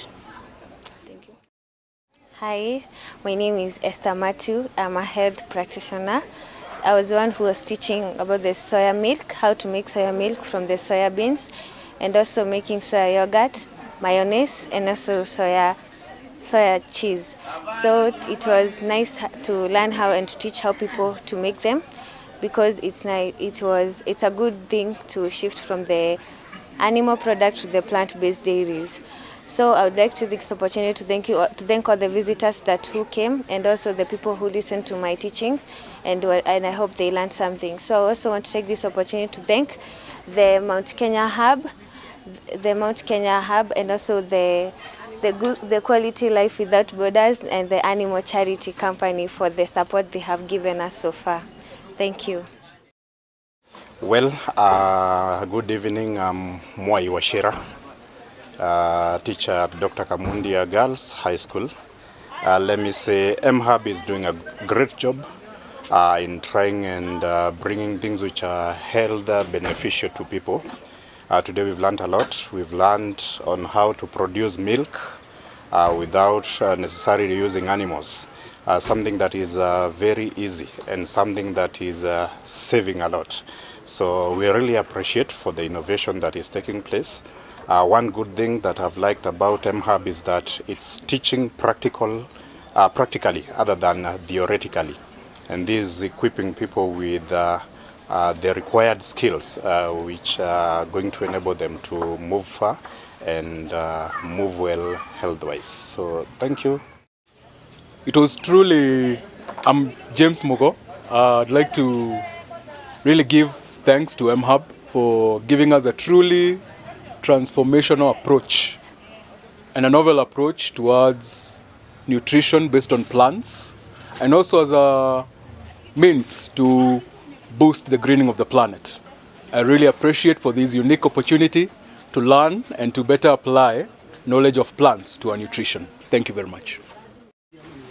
I'm Joseph Yagudi. I'm a chef by profession. So I came here to teach people practical. Wale ambao nimefundisha wamesikia mzuri na wamefurahia sana, na tena zile vitu nilikuwa nimekuja nayo kusomesa wameona practically, na tunatumia vitu natural na watu tumefanya practical na wamekula na wakafurahia. So nasema shukrani kwa hii kampuni, iendelee kufundisha watu, waelimishwa mambo mingi ili waweze kujua mambo ya upishi. Thank you. I'm Elizabeth. I'm a teacher by profession. Today I came here to attend an event hosted by Quality Life Without Borders in association with Animal Charity Evaluation, and we have really learned a lot today. Tumesoma kuhusu kutengeneza vyakula tukitumia mimea, na tumeambiwa tusilalie sana upande wa kutengeneza chakula tukitumia wanyama, mayai, nyama hivi, for the benefit of our health. Na nimeona ni vizuri pia nikirudi shuleni tuweze kuinclude hivi vyakula vya mimea kwa menu ya watoto wetu. Asanti. I'm Nelson Gatia, a trainer in soya milk and soya beverages.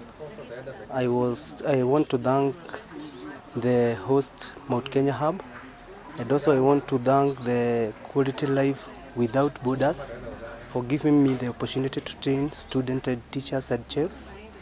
And it was a fantastic occasion. I trained them about making soya milk, soya yogurt, ice cream, and cheese. And it was a nice, really good occasion training.